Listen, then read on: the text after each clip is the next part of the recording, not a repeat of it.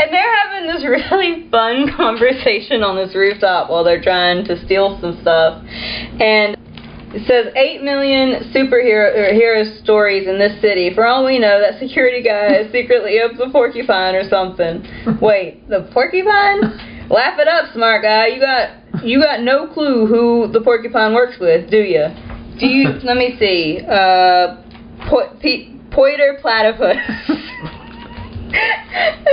Which is a joke because apparently Pointer Platypus is like a cartoon on their world because the other guy's like, my kid loves Pointer Platypus. Yeah, and I do think the bad guy in the leather jacket does have a point. You can never tell which idiot might have superpowers.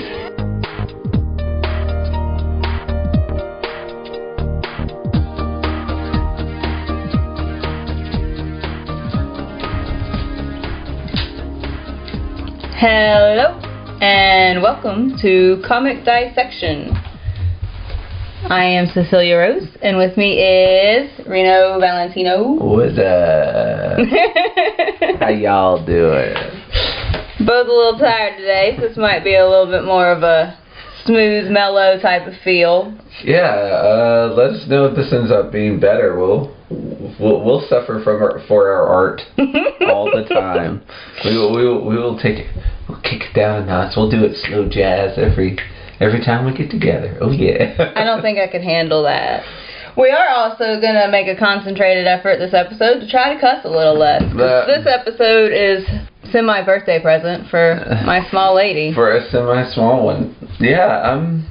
We can do this. We can do it. I think it'll be easier with the lack of sleep because I'll talk slower and I'll be able to catch words better. I'll be like, no. What I meant was poop. What I meant was poop.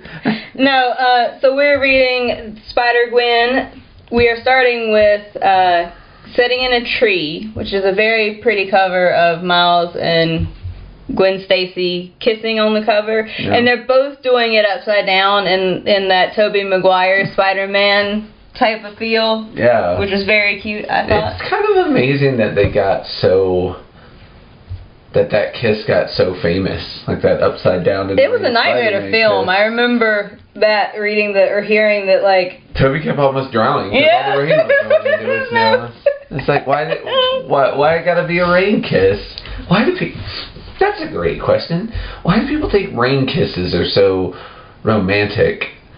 Because every film that has existed since films were invented has that beautiful climactic scene of a love confession in the rain because, like, you're just feeling so strongly, and nature's impacted by that for some reason because Gaia cares what you feel. Rainwater's dirty. You don't want that in your mouth. There's the truth of it. And rain kisses are non-hygienic. Even more so Reno, than you do not have a romantic bone in your body. Not in the rain, I don't. Here's the thing, I like rain. I'm even cool with standing in the rain. I just don't think you should exchange spit in the rain. I don't think that's the most controversial hill to die on. That scene in Pride and Prejudice where Mr. Darcy proposes to Elizabeth and they're both soaked and standing underneath that big gazebo thing that is the height of romanticism, and that's the hill I will die on. I mean, and granted, he gets tore to pieces and turned down, but it's still fucking beautiful. Also, the further back in time you go, the less concerned with hygiene they were. So, further into the past, the more forgivable. Well, the movie was filmed in 2005, so. Yes, but when does this take place, Cecilia? I don't know. Canonically in the book. Canonically in the book, I don't think that it's happened in the rain because if they got too cold, they all got pneumonia and died.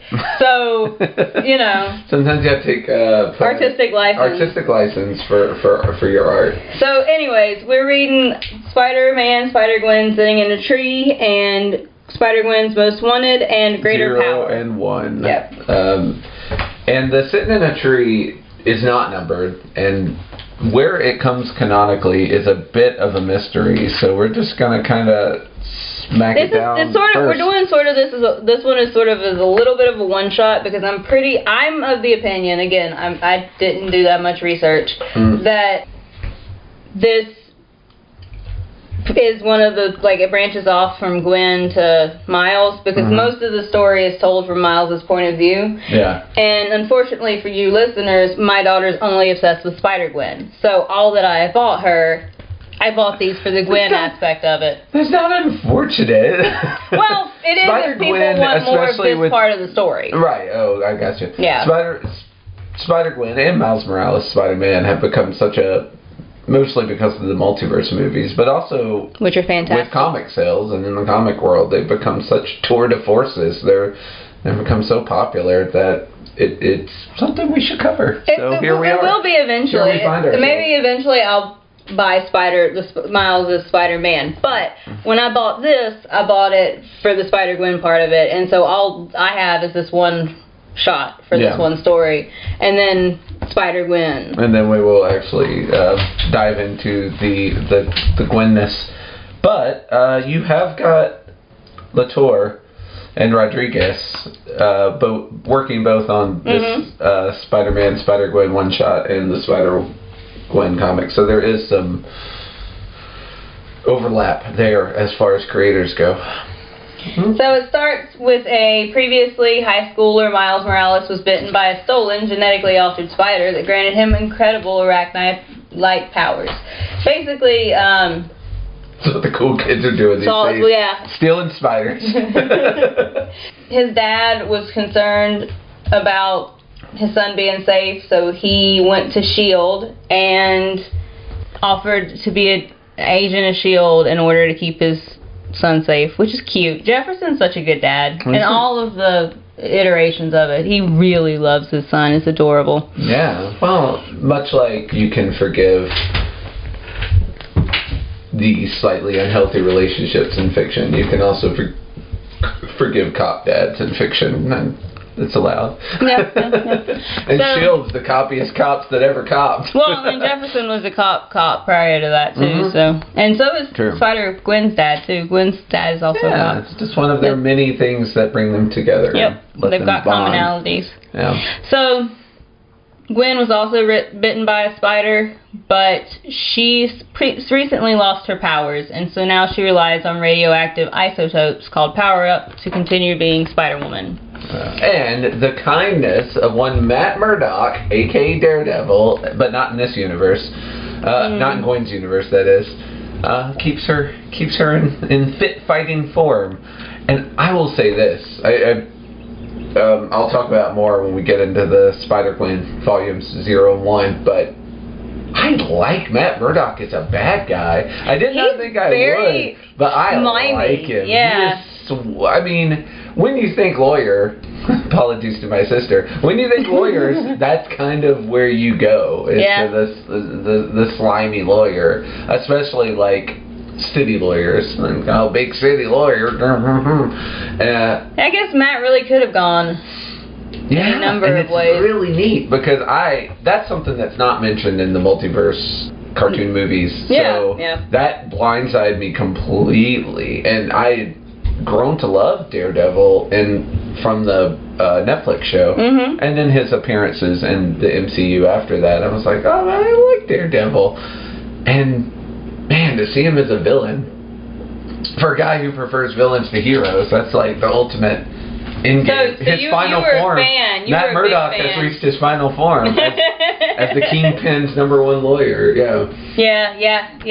I was so thrown off. We'll get there in a minute. We'll get there. So the story starts with Miles and Gwen making out. Yeah. And because you've got a story in a story. He's retelling what happened to Genki and his dormy friends. Someone who ends up being X-Man, whose name I can't remember at the moment.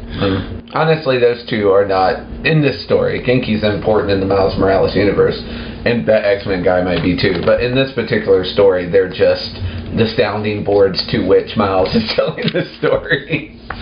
And it is cute though that the X-Men guy is super into the science. Like, oh my God, what was traveling to other dimensions like? How does that machine work? And Genki's just like, So Tell me more about making out with Gwen. What about the girl, though? Tell me about the... Genki is here. I think I wrote it down. Genki is here for the love story. He is here for the... He is only here to be like the up man and be like... They almost represent your two audiences of the romance wanter and the action wanter and the science wanter, and like the two of them both trying to get you.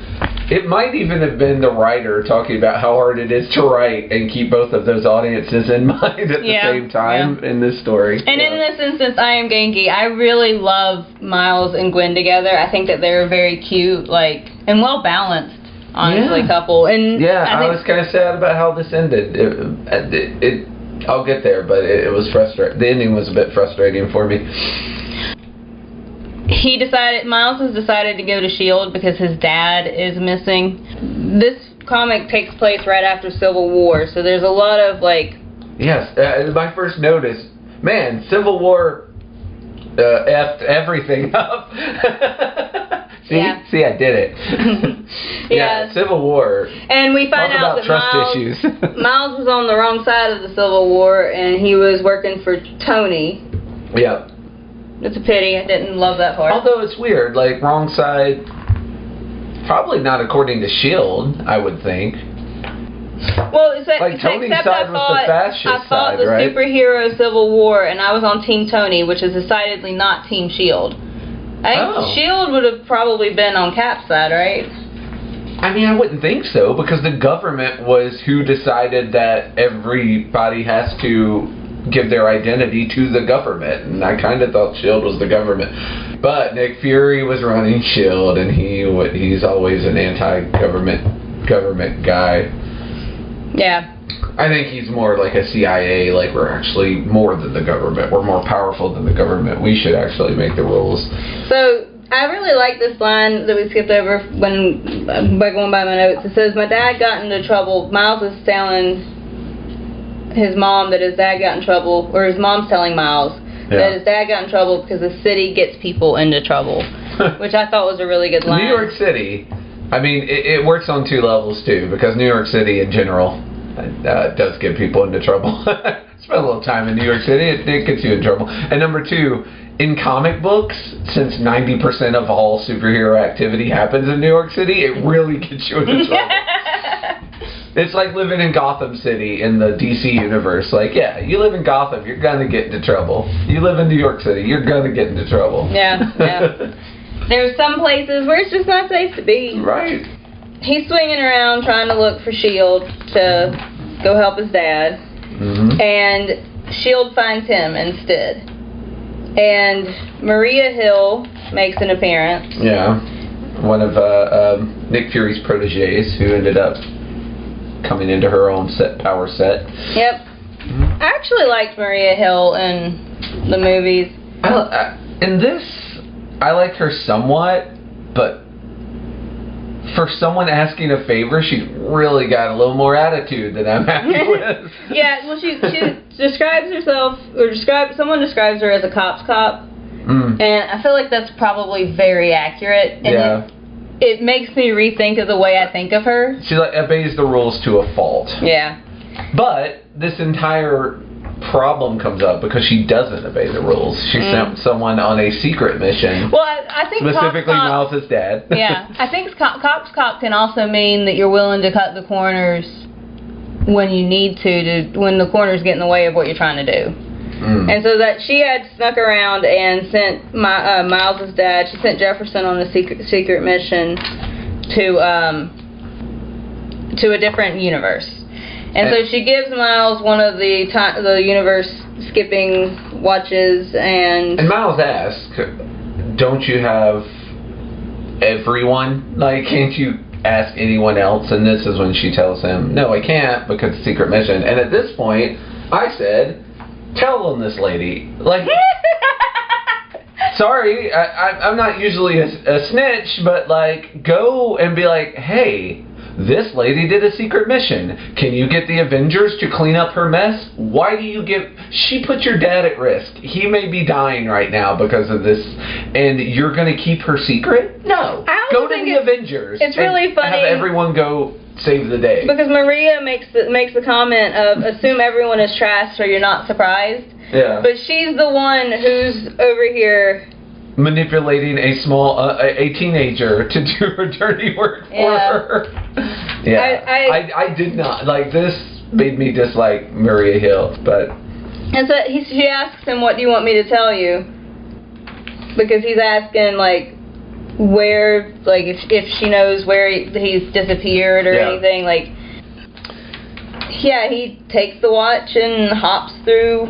Yeah. A beautifully drawn time portal. He goes to the purplest place ever, and I said, man, why don't we just make all cities purple from now on? I love it. Love it, love it. And it's kind of funny because, you know, this is Gwen's world, so it's interesting that, like, even the sky's purple here. I know it's supposed to be night, but, like, purple is a strong color to show what world he's in. Kind of like the noir Batman, or the Spider-Man is all gray. Mm-hmm. Yeah. It's actually one of my favorite things about the movie is the way that they, but that's off topic. And they got it from the comic, obviously. So, Miles swings into town and decides that it looks like someone's in trouble and he's going to save them, and ends up getting into a fight with this universe's version of the Ringer. Yes, the Ringer is a fourth string villain, to be sure.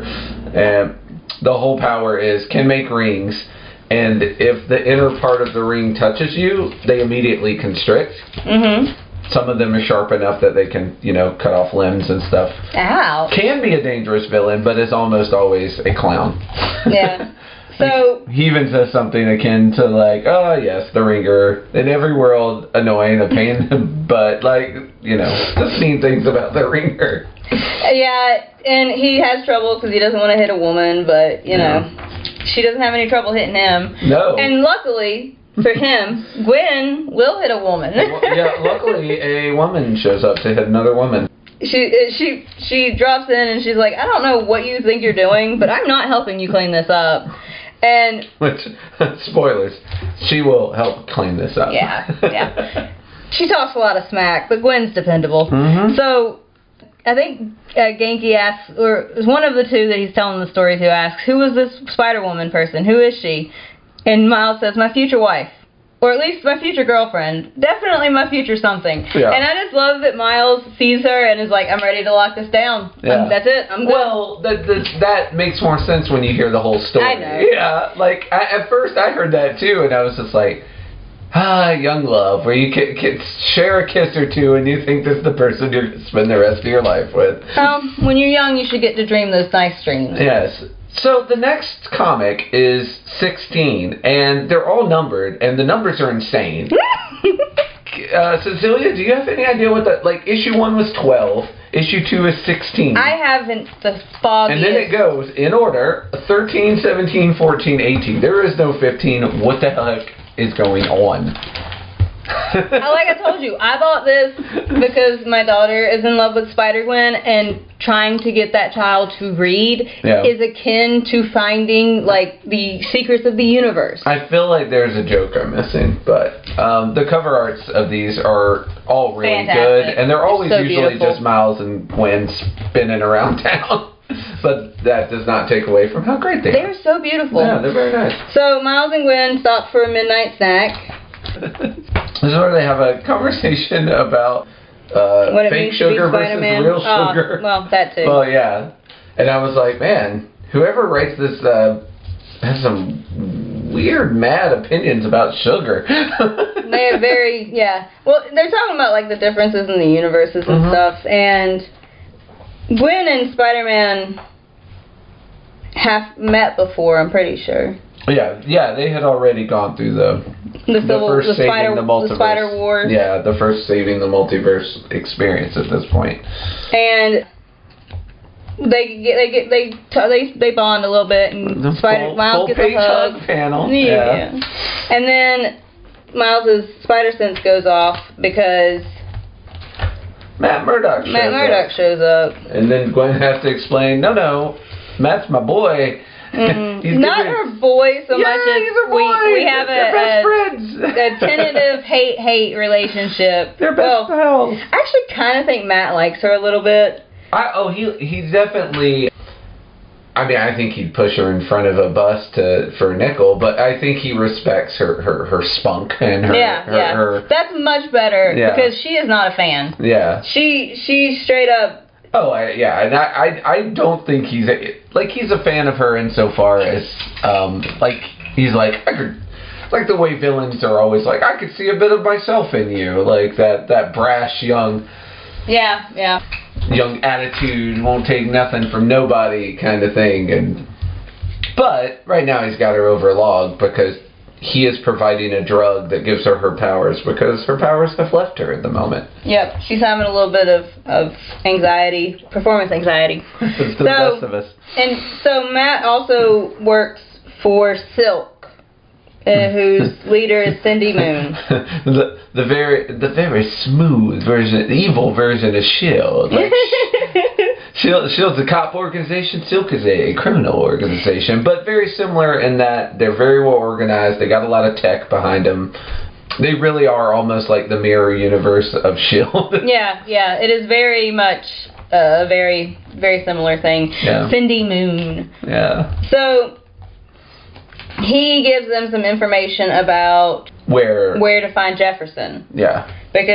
Which is just a card for Club Scorpion. Yep. And at this point, I was like, so Jefferson fell into Gwen Stacy's world and either becomes the king. I thought he became like the kingpin or something, or he definitely became a crime lord, crime boss of some sort. At this point, my summary was that he disappeared and became kingpin, and there's an evil Matt Murdock supplying underage children with drugs. Neat. Yeah. That's good. Yeah. That's great. Gwen world is wild. Gwen and Miles go back to Gwen's house, and she sort of reflects on losing her Peter. Yeah. And he's talking about like how she's slowly healing because, you know, he's her friend, and but they realize they've got to be dressed up to get in the Club Scorpion, and she's got her like prom dress, so she dresses up. Yeah, she's the one who sneaks in. He's outside. Now the guys guarding the entrance to Club Scorpion, like security in Club Scorpion, are wearing helmets of a old Iron Man villain named the Unicorn. And that's why the first one you see actually has a unicorn on his t-shirt. Actually, they all have unicorns on their t-shirt. But those weird helmets, that's a laser on the top of it. And the unicorn was an old Iron Man villain. So she gets inside the club and gets to the back room where the good stuff's happening. And she gives her name as La Marita Face, La Tigra La Marita Face. And I don't know why that hit me so hard, but the way that made me giggle. It's a very good spy name. It's such a bad spy name. If you're in a movie. That's what you would name a James Bond film. Yeah, if you're in a movie, it is a great spy name. And where else would Spider-Gwen get a spy name from except a movie? Because she hasn't hung out with spies in the real world. So yeah. This is also true. It was so bad. It was Spider-Man. It was canonically Spider-Man level bad. Yeah. It's very funny. I mean, that's something that all Spider people have to have in common. Is they have to tell the worst jokes. They have to tell the worst jokes. So Gwen gets into the VIP club and they're selling stuff from different universes. They're basically like... Yeah, there's a lot of comic book Easter eggs here if you got an eye for it. You got Taskmaster shields, one of the Red Ghost remote controlled like brain monkeys. Mm-hmm. Yeah. They've sold a... What is this? A Red Ghost of Earth 616. Yeah. They sold a person. Yeah. And it's a superpowered ape. I think it might have intelligence, so it might be the equivalent of a person, but it's... Red Ghost makes...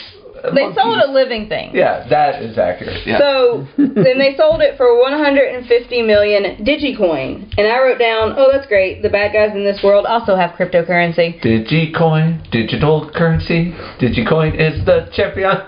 Yeah, you know what? If they were smart, that would be their theme song. Any Digimon fans out there? Yeah, the bad guys have cryptocurrency here too. It is nice to see reality modeled so well in fiction. Yes. So consistency is key. They're selling like Iron Man armor, and then a squid jumps out of nowhere. And attaches itself to Gwen's face. Yeah. Oh my gosh. Doc Ock gets the treatment in this one. Like, this Dr. Octopus is the worst. He is just a dude with an octopus in his hand that he throws at people. I wrote down, I bet Otto treats that squid very badly, though. Absolutely. Not kind to it. But, hey, Miles finds his dad, and, man, yeah. He's looking good. His dad is looking good. Jefferson is very pretty. Yeah, he is. So, they jump back to him telling the story, and he's like, this is where you get your first instance of, tell us more about time travel and traveling through. No, tell us more about kissing Spider-Gwen. They've each got their priorities. His friends each have their priorities. And then we get a full reveal of Jefferson, and my God, if he doesn't look like a mix of the Riddler and Shaft. Yeah, no, that is very accurate. That's I was good. super excited. I was like, this dude's rocking a cane. He's got a green suit. I'm here for it. And Miles, being Miles, calls this man his dad. Like, you don't know what's going on in this world, and he just like. Dude, why don't you start committing crimes, team up with your Riddler dad, and just go have fun? This looks great. So yeah, they take Miles's masks off, and then Spider-Gwen has to come save the day because Miles freezes up, which I feel fair. Well, there's a bit where it looks like his dad or this guy Scorpion recognizes him, but he attacks him pretty fast. And he starts attacking Gwen too. He does well for himself, considering he's fighting two spider people. Yep. Man's got skills. But she does have. They both have skills. They all have skills. Yes. There's a room full of skills here, people. I wrote a note. What's it say? It says, also, Miles is not funny, and I am Gwen here dealing with my husband. Where is that at? You can skip that note because it's wrong. Miles is very funny. Well, he is funny, but there's something that happened, and I was just like, this sounds like something my husband would say. Yeah. And I don't see it. Anyways, we're going on. Genki and the other guy are asking questions and just theorizing like crazy while Miles is telling the story. Yeah. Which Isn't I thought that was fun really cute. when you're in the middle of the story and people stop to try and predict the end, and you're like, you know the end by now if you just shut up and let me tell the story. I actually thought it was really funny. I liked it. I had too many real life flashbacks. I'm like, well, maybe you just talked too long. I'm developing drama. No one appreciates theater. That is the problem here. I can't be the problem. They are the problem. So Gwen tells Miles to run for it because he's not having any luck in this fight. I think he has a hard time beating his father up, which is fair. As you would, yeah. Yeah. If you got a good dad, you probably don't want to hit him. They web him up and give him to the cops, and I like it here because Miles is kind of like, we cannot get my dad to the cops. and Spider-Gwen's like, look, right now, that's the safest place for him until we get this figured out. Yeah. He won't be committing any crimes. We can find out what happened to your dad, why he's a bad guy now, or if that's even your dad, which is something I don't think Spider-Man had considered up to that point. He, like you said, he had trouble giving him up. Yeah. They run. Gwen webs Miles up. Yeah, to stop him from going back to fight all the cops and save his dad. And the cops, they had swung to a different building, and the cops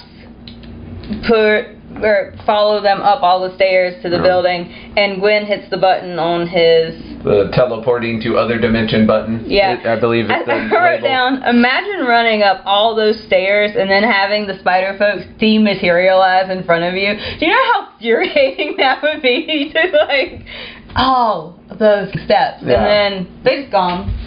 Hopefully they took the elevator to the top floor and then just ran up one flight of steps. I guess that is a better, yeah. That's a lot of work, and time is of the essence because spider people are notoriously quick, and they get away a lot. They do. So they kind of blip into a world for... They don't check where they're going. They just get the heck out of there, and they end up in like a spider apocalypse world. Which is terrifying. Yep. But they don't stay there long. Nope, they're in and out in just a second. Yeah. But they do end up on a different roof. This is where you do your typical Spider-Man's like, I'll handle it from here, and Gwen's like, no, we're friends, I'll help you, and he's like, really? And you know the beats. Yep. And that ends that volume, and now we're on 17. Issue 13. Now 17. Yeah. This is where we meet some of the Silk Soldiers. Yep. And they get webbed up by the Spider-Man of this universe that they teleported to. And they're having this really fun conversation on this rooftop while they're trying to steal some stuff. And it says 8 million hero stories in this city. For all we know, that security guy is secretly up the porcupine or something. Wait, the porcupine? Laugh it up, smart guy. You got no clue who the porcupine works with, do you? Let me see. Poiter platypus. Which is a joke because apparently Poiter platypus is like a cartoon on their world because the other guy's like, my kid loves Poiter platypus. Yeah, and I did think the bad guy in the leather jacket does have a point. You can never tell which idiot might have superpowers. That's why you beat them all up and let God sort them out. Make sure that they're unconscious before they have a chance to superpower you. And Spider-Man is like... Of this world, to be clear. We got a lot of spider people going around. The Spider-Man of this universe, who is wearing the typical red and blue of the classic Spider-Man, pops off, beats him up, webs him up, and swings away, and just right after, apparently, he swings away, this teleporter opens, depositing Miles and Gwen into this universe. There's a lot of universe hopping. Well, they're following, these Silk dudes are going universe to universe. Like we said in last issue, they're going universe to universe, stealing stuff to sell. Mm-hmm. And so the teleporter that Miles has is kind of able to follow their signatures, so they're chasing them around all the universes. And I guess they've just popped into this universe, but they've been popping into different places. So he can't deal with the Miles is saying that he wants this one to be home because he can't deal with karaoke Earth again. Yeah. I want to know what happened on karaoke Earth. But his teleporter's talking to him, which is weird because they don't usually do that. Yeah. But they see where Spider-Man had already webbed up a bunch of dudes, and I wrote down all Spider-Men have terrible puns, and it's not funny. What is this? Hello, citizens. I'm your friendly neighborhood Spider-Man. For your safety, please give these shady types a wider berth until the proper authorities arrive. For more information, please download my web app. Get it? Web app? Because internet? Yeah. Peter! Here's the thing, though. He knows it's a bad pun. You can tell because at the end where he's like, get it? Web app? Because it's the web. Like, it's very much like bad joke told, but self-deprecating humor in the form of a bad pun, which is Spider-Man all day and all night. Yeah. I also like that when they're talking about it, they're like, well, let's get the hero. You can't get the heroes from your universe. Let's get the heroes from this universe. And Miles says, no adults. They'll end up punching each other or us. And I'm like, man, that Miles really understands comic superheroes better than anyone. If any time heroes meet in comics, they end up fighting before they end up, teaming up or kissing, depending on what heroes they are. Well, he's also just been through Civil War, and so, yeah, he knows. He's very distrustful at this juncture. All the adults, like I said, Civil War really messed everything up. A lot of distrust in the universe all the adults are stupid. Yeah. And he's not wrong. We don't know what we're doing. Yeah, but get down. Don't hurt yourself falling off that high horse, Miles. You were in that war too. You took a side as well. Side. Yeah, so besides, and I thought this was funny too. Besides, how's he supposed to know they're Silk agents, not from your Earth, and not just like themed crooks? And Gwen's like, themed crooks? I'll be honest, I felt so bad for... What, you guys don't have... No, that's corny. I felt so bad for Gwen right there because I'm like, oh, you don't have any theme criminals? That sucks. And I wrote down, she's right and she should say it louder. That's so sad. You don't have a group of bad guys who are all jugglers and they each juggle a different thing? Like, how empty your life must be, Gwen. Gwen is right. Gwen is wrong. Hashtag Gwen is right. Hashtag Gwen was wrong. Hashtag Gwen is right. No way. Oh. And they're trying to steal batteries. Silk is trying to get batteries in this particular, for some reason, in this particular heist. Yeah, they're trying to understand the battery thing. So they get some food. I wonder how they're paying for all of this. Is currency they mentioned that they have very little money because egg salad sandwiches are like the cheapest thing you can get at like a old-timey diner, right? And that's what they're both eating. But they're like, well, we can at least smell the fries through the vent because they would much rather have gotten, different food. But and then Gwen wondering how they paid for stuff. Gwen again is like, can't have help because we can't have help. Like, it gets a little frustrating because it's a reoccurring theme where like help is offered and they're like, no, I have to do this on my own, and I'm like, no, you don't. There's absolutely no reason why you have to do this on your own. At the end of this episode, Ms. Marvel is like gonna jump through this warp with Gwen, and Gwen's like, no, we started this together, we ended together. I'm like, no, get the rubber girl to help you, you morons.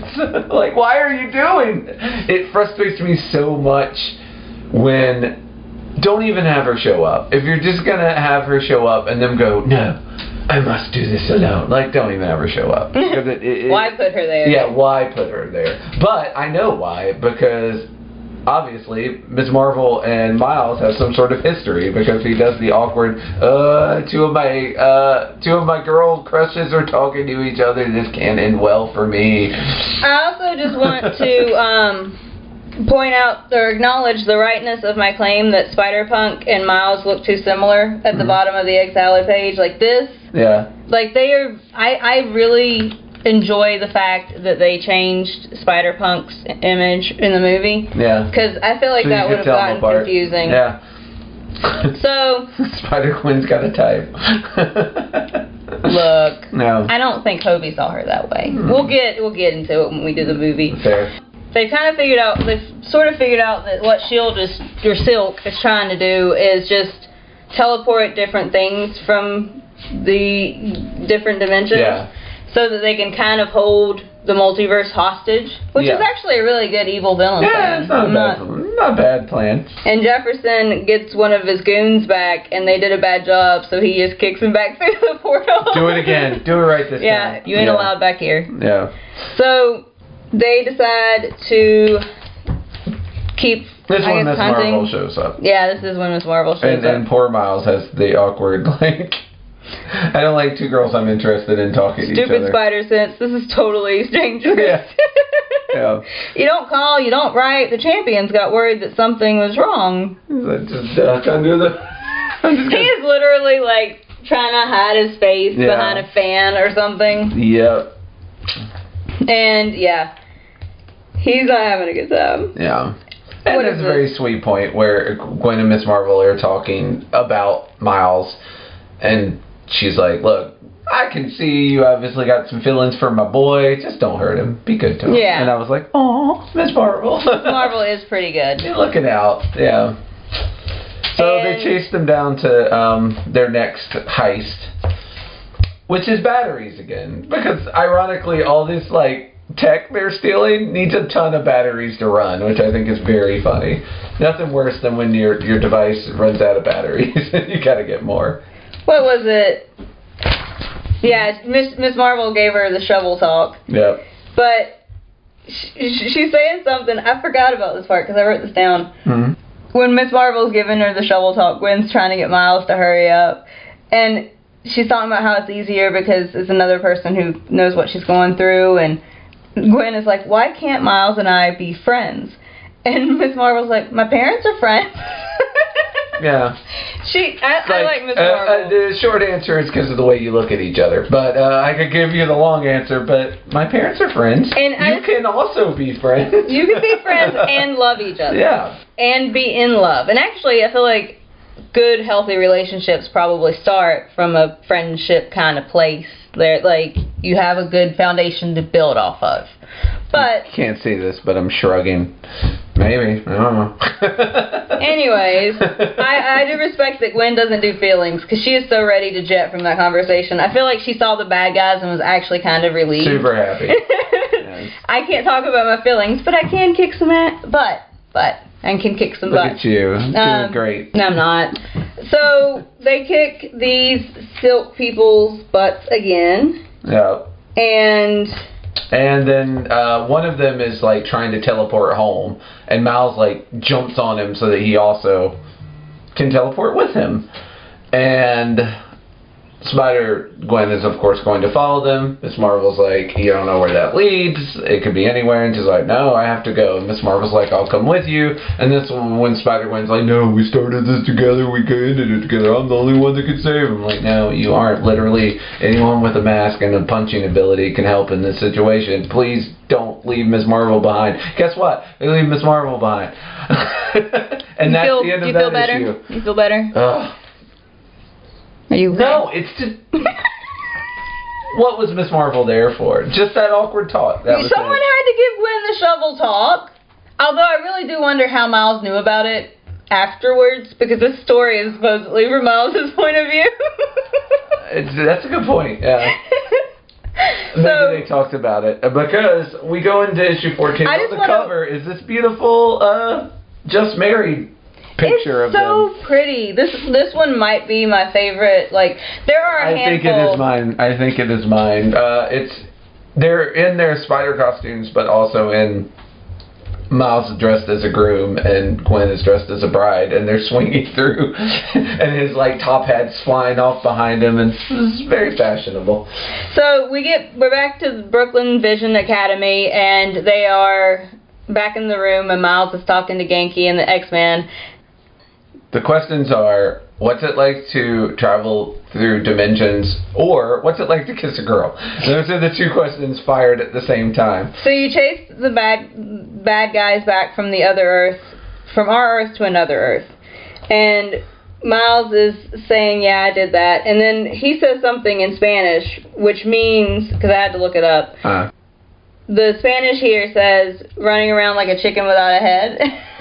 Basically, that's what they're doing. They're just chasing. Some idioms are universal. They travel. Yep. They travel across language barriers. And Genki's over here like, get back to the making out with Spider-Woman stuff. And Genki's like, that's. It's funny because at the very end they're asking at the same time, what's it like to travel through dimensions? What's it like to kiss a girl? And it's almost like he's giving the same answer to both.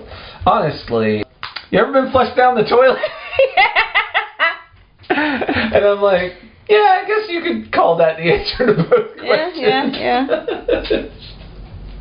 So Gwen actually has some fans. She's talking to people. Yeah, she's singing through. Yeah, and her little device, which was Miles' device, which she gave to her when he jumped away, is beeping to let her know where Miles is. So she said she's following the beep. Following the beeps. So. And Miles is back in front of his dad after teleporting with this goon he hugged. Yeah, and the goon's like, not cool, dude. And Miles is like, I don't disagree. Yeah. So yeah, he's back to dealing with the Scorpion. Yeah. Jeff. I love that. He's just so awkward. Jeffrey. Jefferson. Anyway. How do you talk to your father, who's actually a supervillain, who you greatly respect in one world, but don't in this world, and who doesn't know you're his son? I mean, there's not a handbook for that. There's not a handbook for that. You that gotta figure that one out on your own, yeah. And Gwen just straight up kicks him in the face. Yeah. Well, Gwen's got no such qualms. Yeah. Not her dad. Not her dad, and he's also hurting Miles, so, you know. Yeah, that one's a no-brainer. So, yeah, they end up jumping through to... One of the goons shoots like the teleportation machinery, and it just causes the teleporters to go haywire. So we're gonna get a couple of fun little onesies where they just jump from world to world to world. And they end up in, I think it's Noir's world, which I really enjoyed. The Nicolas Cage voicing Spider-Man world to start with, but they get to stay for a second, which is sad. I'm not loving this. I was kind of hoping they would spend a little time there, but nope, they're in and out. It's just kind of some eye candy for people that walked into the multiverse. It is, and it's done really well. I was wondering, though, what is this? Do you know what universe this is? Because I was like, is that DC? I think it is supposed to be, because you can see the corner of what is the Daily Planet. Yeah, that's what I thought. Yeah, and I was it's a little DC joke. That's why they're only there for a millisecond. But, yeah. Ugh, what is that smell? It's such a tease and a dig on DC, because they say, what's that smell? Then they warp to the Marvel Zombies world, which we definitely need to cover Marvel Zombies at some point, because it's fun. It's a fun read. They're ready to get out, too. They're like, well, yeah. I would like to leave. Yeah. Tap the watch. I'm tapping. Zombies. Ironically, no one wants to hang out with... Nope. Oh, wait, not ironic. Perfectly understandable. No one wants to hang out with zombies. You know, especially not superhero zombies. And in that universe, those zombies, you don't see it here, but they actually retain their intelligence. So they're like scary. Super dangerous. Yeah, that would be that's a scary thing, I think. It's played for comedic effect, though, but it's very funny because Spider-Man, he's a zombie, and so he keeps eating brains, and then he keeps feeling like super guilty about it, and like all the other zombies are like, oh my god, get over it, and like he's like, I'm filled with such angst, I hate my wife, and then they're like, please stop. He's like, I'm hungry again. Let's find some food. Morals only last till you're hungry. That's right. When you're a zombie, for sure. So Gwen has teleported to a world without they got separated this time. And Gwen went to celebrating 20 years. Spider Bliss. Yeah. The Amazing Spider-Man and Spectacular Spider-Woman. It is kind of interesting that they are both in costume, but she assumes... just because the costumes are similar, that's her and Miles, which I think is kind of interesting. Because in this universe, anybody could be wearing that costume, and anybody could be wearing that costume. You know what? That's fair. That could be Peter Parker and Mary Jane, just in similar outfits. Because if there's an infinite number of universes, then there's an infinite number of possibilities. It kind of speaks to maybe what Gwen sort of wants somewhere in the back of her head one day. I mean, yeah. I think that's, So Miles has ended up in a different world. But finally finds his real dad.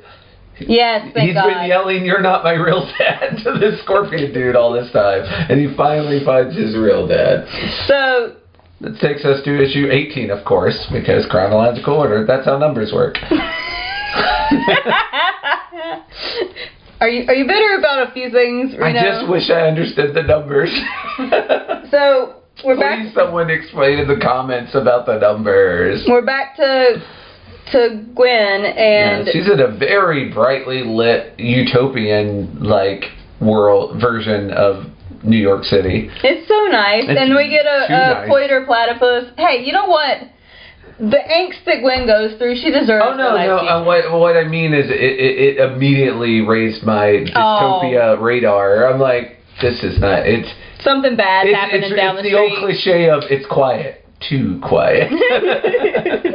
But it turns out that this place is nice because all the spider people have already saved this universe. Yep. And they've done good. And we're talking with Spider-Ham and a couple kids. Here. Yay! Spider-Ham gets no respect. Same as it ever was, right? Yep. Some things never change. All the Spider Pig kids come floating through the house. Aww. And Spider-Gwen shows up outside the window. Yes, he is currently babysitting while the Spider parents go on their 20-year honeymoon anniversary. Yeah. So he's doing the Lord's work. I love that there is a future where everything goes right. There's got to be, again, infinite number of universes. At least one of them has to go right. We don't see them. Yeah, because there's no... you don't have a story there. Yeah. I know, but still. It would, honestly, a one shot of, people just being happy, it wouldn't hurt. It wouldn't. Comic writers, it wouldn't hurt. So, Miles found his real dad, and he's complaining that his watch Well, his watch is one he stole from Silk and then modified, so it's a little glitchy. But I think, is this... So, you got the... Jefferson was the one sending Miles instructions about where he needed to go and stuff. So, they used Miles' watch to... get back to Scorpion for the final fight! Gwen is talking to the kids and Peter Porker. Yeah, you gotta imagine it's a very weird experience to meet your children in an alternate universe with a guy that you only sort of know, and who is also from a different alternate universe. Once again, no handbook for this, but I like this. They're walking through Spider-Ham's house, and he's got nice digs. Apparently, being a spider pig pays well. And they walk by a very large red dinosaur, who is a Marvel comic character called Devil Dinosaur. Yeah, actually, the Moon Girl, the Moon Girl. I actually have those comics too. Yeah, Devil Dinosaur. But it's also funny because it gives you like Batcave feelings, because Batman's got a big T-Rex in the Batcave, and this is like a brightly lit, like utopian penthouse top floor version of the Batcave. Almost. You know what? It does fit though. Yeah, I dug it. It made me very happy. No, I recognize the dinosaur because I've got my Chibi Chibi girl, the Moon Girl, and the Devil Dino thing. Yeah. So yeah, they activate the AI. Peter Porker is explaining that he's going to send her back to her universe. But he can't help. He's like, I fought my battle. And then the kids guilt trip him into helping. Because of course they're going to. Again, the tropes are strong with this one. You knew that's where it was going. Yeah, there's even a complaint about dopey speeches. Yeah. So they end up... It's very self-aware. It is. We go back, Miles and his father are fighting... The Scorpion. Jefferson's evil Scorpion doppelganger, and he's like, oh, you're too late, this is my army, we're getting ready to send them into all the multiverses, we're going to do the hostage thing, but then Spider Army shows up. Whoop whoop. Spider Pig. Yes, and they do the Spider-Ham, Spider-Pig mix-up, which never would have happened if the Simpsons movie had not made Spider-Pig so famous. Yeah. Poor Spider-Ham. Spider-Ham. It's an obvious pun. Yeah. So, the bad guys are like, don't know how you got behind us, Spider-Pig, but you best run along now before we huff and puff, and Spider-Pig's like, or Spider-Ham is like, Three Little Pigs joke. Okay, fine. Let's lean into it. We can do big and bad, right, Penny? And then you see this Spider Army, one of which is a very large robot. Yes. Yeah, these are some wild, like... It's interesting because they picked Spider-Men that I am mostly unfamiliar with. Mm-hmm. Like, these are weird spider people, but they look cool. I'm like, I'd read about those guys. Yeah, absolutely. Imagine as an artist, it must be a really fun opportunity for them to be like, just draw some cool Spider-Man variants, and they're like, oh, I'm going to have fun with this. Yeah. And one of them says, look, Spider-Girl, it's bad Grandpa. I thought that was cute. Yeah. So, yeah, they beat the funk out of these guys. Yeah. Because, really, they're just a bunch of humans. Were they not going to? Yeah. So, and save the day, as you were, you know. They send evil Jefferson away, and... I think this is really cute. Miles and Gwen have a little talk, and Gwen's explaining that, like, she's not into him, but she's also maybe not ready for all of this. Yeah. And which, of course, because, again, your comic characters can't, like, you can't have things resolved. I'm actually kind of proud of them, because I do think it's, like, maybe this is their future. Maybe they end up getting married and having 2.5 children, and they have multiverse spider friends. Yeah. That's great, but also... I think it would be kind of awful to, like, have your future laid out for you. Here's the thing. You've got a natural amount of space between you by the fact that you literally live in other dimensions.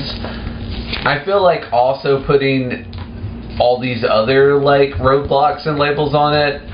Peter just died in Gwen's world, though. Like, she needs space and time to heal. I think it's more mature, in all honesty, to be like, look, I'm into you, I'm just thinking you two could have made out some more before you went back to your respective dimensions. Well, we don't. They obviously do. Like, that is a thing that happens. We have established already. It's just, you know, I don't know.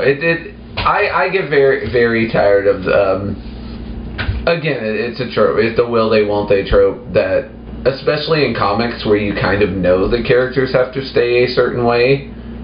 Again, it's like we talked about with Batman, how he can't really fix the problem because then you don't have a Batman comic anymore. Yeah. Like, if Spider-Gwen and Miles get together, the whole, you have the friends Ross-Rachel thing of like, well, we can't tug on that anymore because we've made it a thing. It's now the thing. We have to keep it ambiguous. We have to keep it where they're almost but not quite.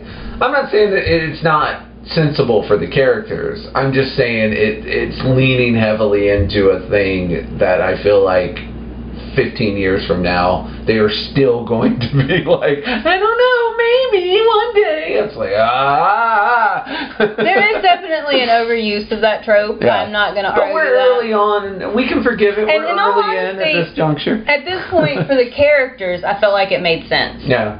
I appreciate that Gwen wants to fall in love with Miles as Gwen falling in love with Miles. Yeah. As opposed to, well, it seems like we're going to get together, so we might as well go ahead and do that. It feels almost like the thing like, I'm not going to let this future control me. It's like, well, you kind of are, because you wanted to kiss him and you stopped kissing him because of that future. Like, it's now. Yeah. It's going to manipulate, like, it's going to influence.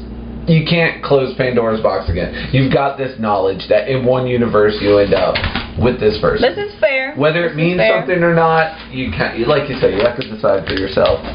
But man, now we are going to fly right along into Spider-Gwen Volume 0 and skip backwards in time while we're doing it. Yeah. Because this. That's my. Backwards in time. No time traveling sound is as good as Doctor Who's. So that is not one I can make with my mouth. I'm just saying. If we had a soundboard, I could. And this thing I could have a soundboard. I could have the Doctor Who sound recorded to a. I don't know how well that would go over copyright. But can you copyright a Who sound? I don't know. So we jump into them doing Gwen is in a band called the Mary Janes, led up by Mary Jane. She is bothersome. I did not like her. And their song is called "Face It, Tiger," which is her catchphrase in the comics. Like, Mary Jane's catchphrase is "Face it, Tiger, you just hit the jackpot." Mm-hmm. So I thought that was like, man, right out of the bat, they are throwing them out there. So there's a couple panels that's just previously on Spider-Woman. So she gets bit. She's trying to defend Peter. Peter ends up becoming the lizard, and he wants to be special like Gwen. Ends up turning himself into the lizard and dying. And Gwen gets blamed for the death. Whoopsie. Yeah. Gwen leaves practice after getting a little tiff with her bandmates, and she's just being all emo and mopey and sad about it, which is fair. Because again, not had a lot of time to process any of this. But it's also kind of weird because even though the band doesn't know that she's Spider-Gwen, they do know that Peter was really close to her and that he has died recently. Mm-hmm. Real lack of understanding. I guess it may be teenage immaturity, but there's a real lack of understanding from the rest of the band about her inability to properly process this. Kind of let me down, band. Yeah. Well, we can't all have amazing friends who care and listen. Although by the end of this volume, they do get better. They improve, yeah. So Gwen's swinging around town talking to her dad on the phone about college, and she ends up getting held up by the police. Mm-hmm. And she's commenting that the cop is shaking like a leaf and starts shooting at her, and it's like, this cop's gonna hurt himself or someone else. Yeah. The cop's like, don't kill me. Hey, cab. She ends up getting chased down by the police, and we cut to a lunch with Matt Murdock and a character who is known as the Rhino in the normal DC Marvel universes. And it's kind of funny because Murdoch is basically telling this guy to go and kill the head of police, who is Gwen's dad. Yep. And I was like, so gonna send a rhino instead of a bullet, huh? That's your plan here. Well, you got to use the people you got, I suppose. Yes, I'm sure they have at least one person who can aim a gun in a crowded room, but I also get sending a message, which is what's actually going on here. Having someone beat to death by a big, super strong gray dude is a lot more of a message than shot in the back of the head. Yeah. So that's what happens. And Gwen is late for her band's performance. Surprise, surprise. Not at all surprised. Which her dad actually did show up to, which is kind of... Yeah, they have troubles. Dad's supporting daughter, yeah. I also think it's really funny that she spends so much time getting undressed from her Spider-Gwen outfit to then just have to turn around and put it right back on. Yeah. How is it so quick to change into Spider-Gwen and so slow to change into civilian clothes? And creepy dude is creepy. He's trying to get her to...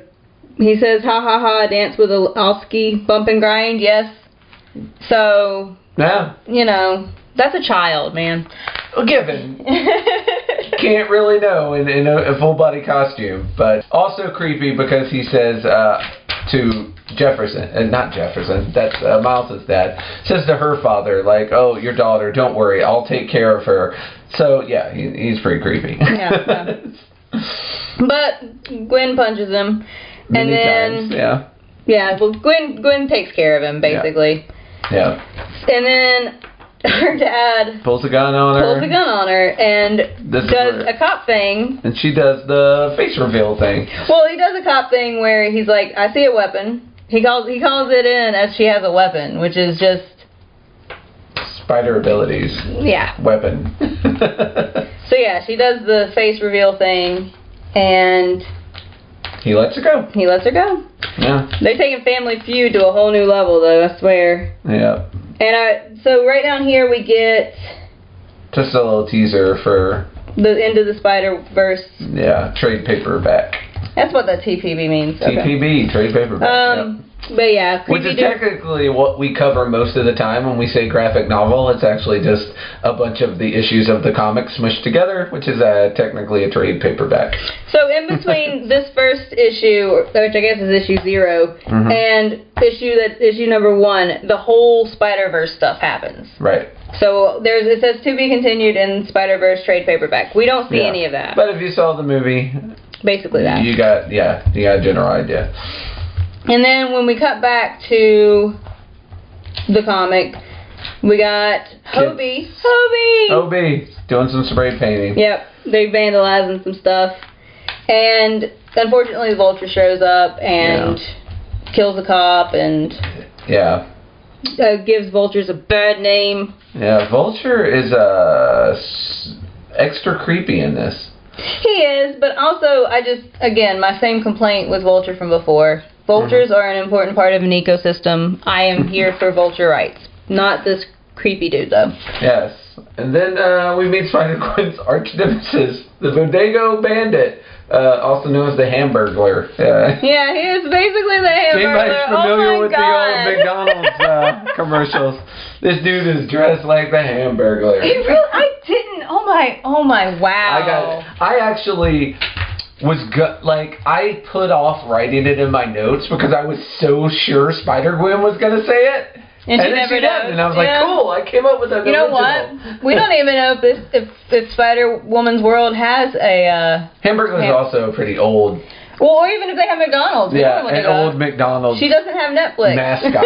Yeah, so I realize now that it's probably aged out. Like, I imagine people these days are like, who's the Hamburglar? Yeah, Gwen is disappointed in her pick of villains. Yeah.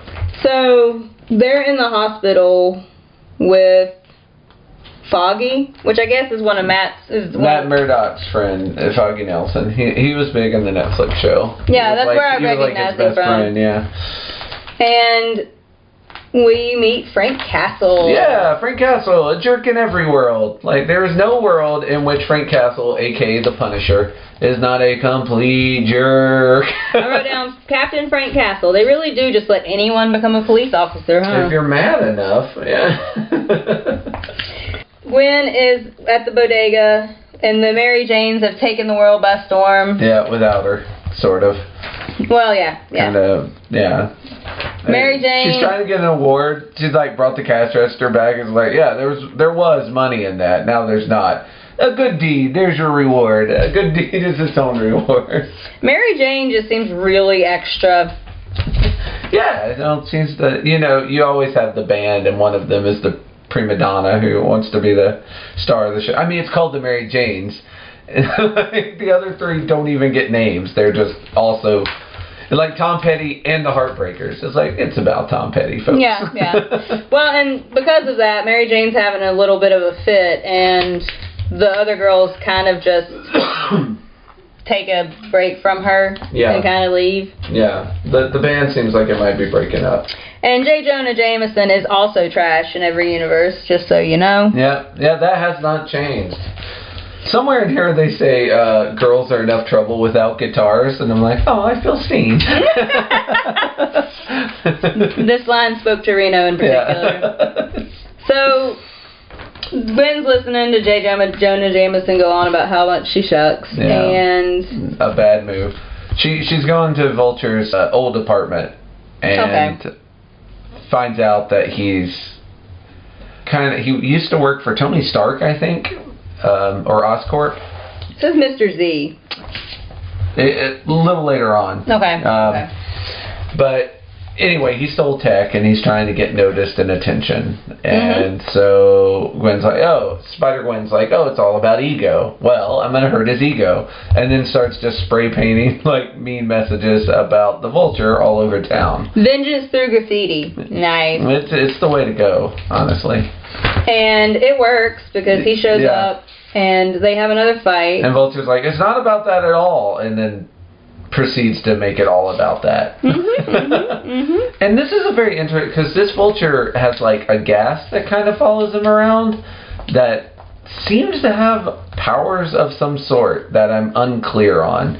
Like through the entire Vulture encounter, I never really clearly understood what the gas power was. Yeah. But as it goes on, we'll talk more about it. But I thought, like, that's a cool, like, extra power to give the Vulture. Also, Vulture does the trick he always does, and every Spider-Man has to figure out how to counter, where he flies really high and then cuts Spider-Man's web cord.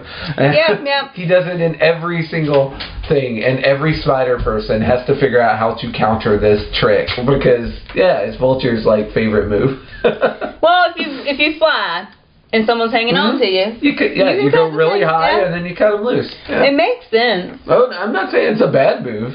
It's just funny because they all fall for it. They all fall for it. Gwen loses her phone. Falls onto a garbage scow unconscious. Yep. And dreams of Spider-Ham.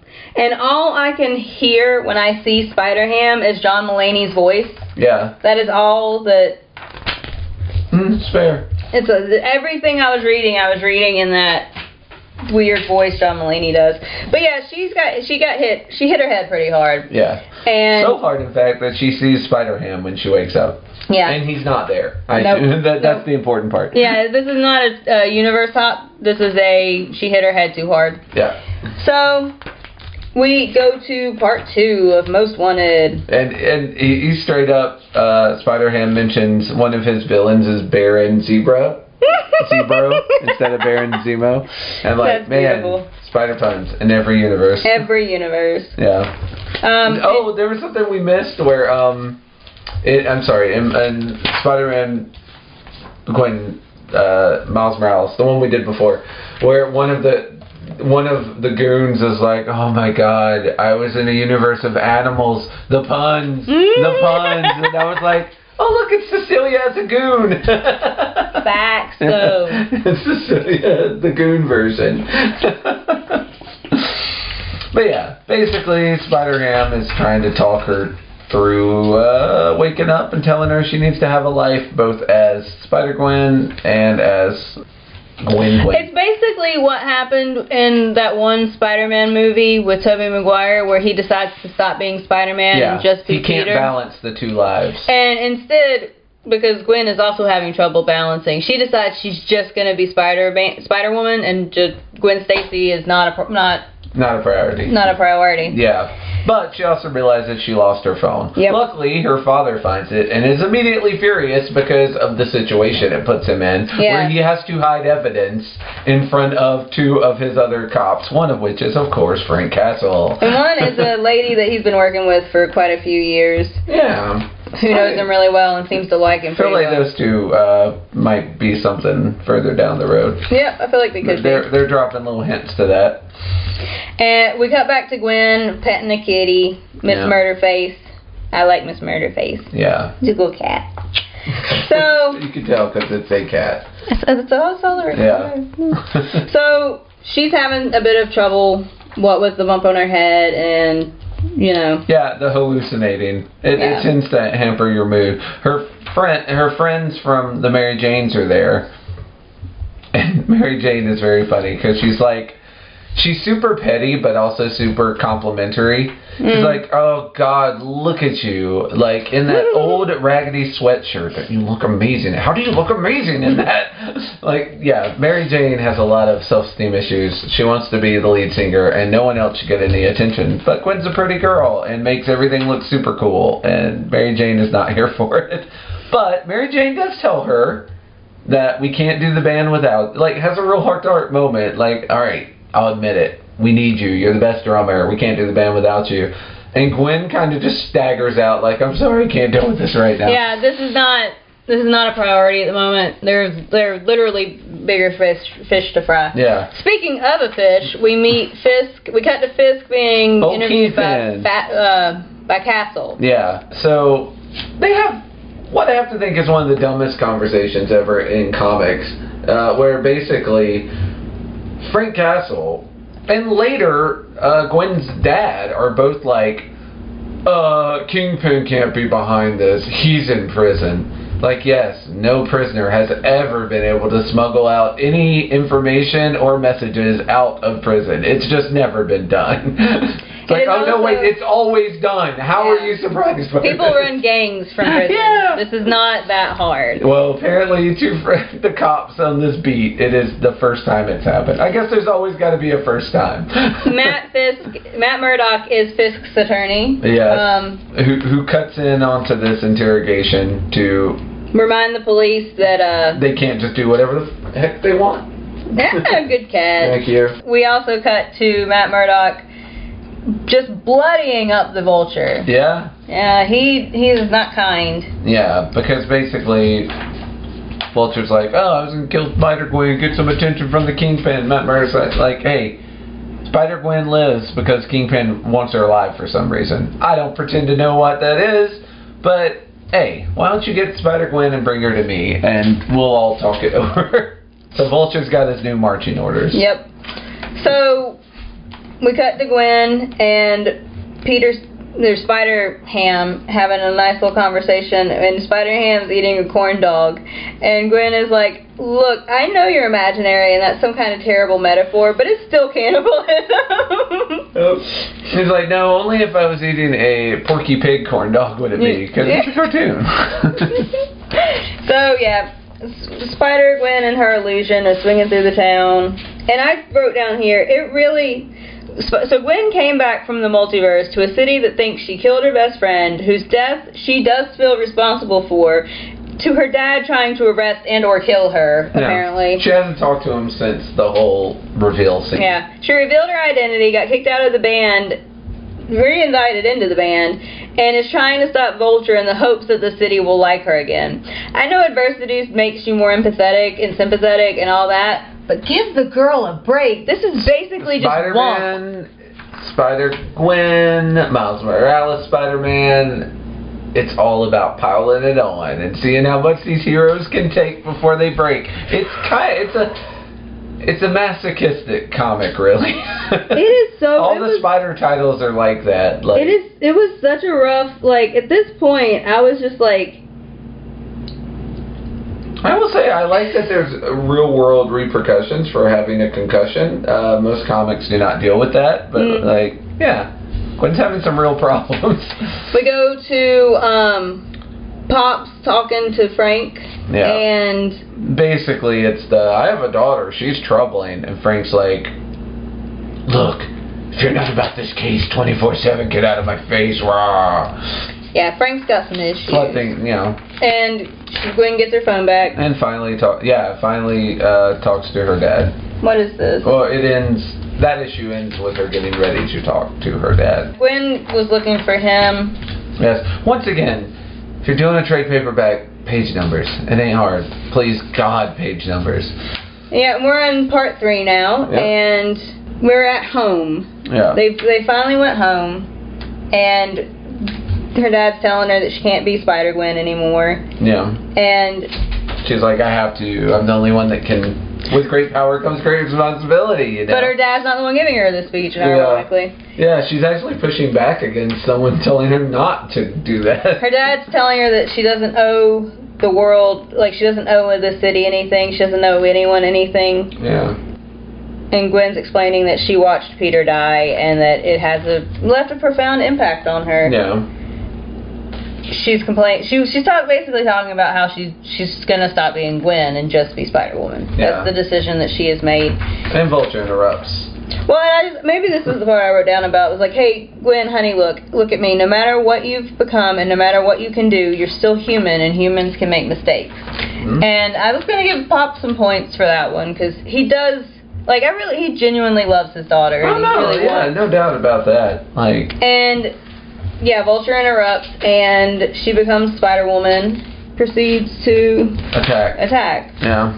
And then the father shoots Vulture in the arm, and there's smoke, gas is everywhere. Again, I don't know what it does. The neighbor comes and pulls, or pops out at some point, and it's like, oh, I was only in there for a few seconds. And I'm like, does that mean anything? What's this gas do? And then also during the fight, she's like, I can't tell how much of her being confused is her concussion and how much of it is this gas. And I'm like, I wish they had been more clear about it. Would have been nice what this gas can do. The gas, it's a neat trick. Head feels like a blown fuse. Yeah, it's a neat Vulture trick, which is... It makes her sleepy. But again, so do concussions. So I have no idea. Well, I don't see Spider-Ham, so maybe she's gotten better from the concussion? Because Spider-Ham seemed to have been Well, he's definitely a sign of it. But again, this thing handles concussions better than most comics, and... It doesn't. There's not a good explanation. But in this smoke and fog, Frank Castle pops up in his Punisher garb, which is a t-shirt with a skull on it and a gas mask and some pipes. And she's like, why doesn't anyone send me flowers? I'd send her flowers. Those Nightwing sticks. Yeah. Poor girl needs to pick me up. So, fights Frank Castle and is doing very well against him, but his chest is electrified, and he gives her a zap. He gives her the zap. But then she still beats his butt. Yeah, she pulls off her mask, and he's like, it's a girl! No, he pulls off her mask. He pulls off her mask.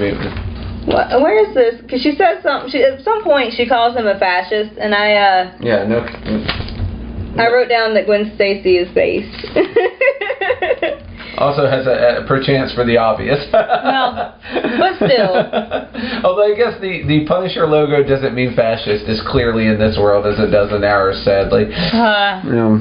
So, yeah, on top of all the other things wrong with Frankie, he's also a sexist. I love it when someone checks off all the boxes. It's a girl! It's a girl! And she's like, yeah. Now, to play devil's advocate, he might have meant, and not a woman, because it's obvious it's obvious she's female during the fight, but then when the mask comes on, it's like, wait, she's so young. Yeah, and that's also a common Spider-Man trope, is like, you're just a kid. Like, how is this young Peter Parker boy or this young Miles Morales boy like beating me up? Like, yeah. So it might have also been an age thing and not not a sex thing. I'm not giving him that much credit. Yeah. So we cut back and Ben, this is what I was talking about. The neighbor Ben Parker. Yeah, Ben Parker, who gets to live in this universe. Because Peter doesn't. Yeah, exactly. Yeah, Ben is... He's got no one to say his catchphrase to. With great power. Like, he's telling Aunt May at dinner every night, with great power comes great responsibility. She's like, just eat your meatloaf, dear.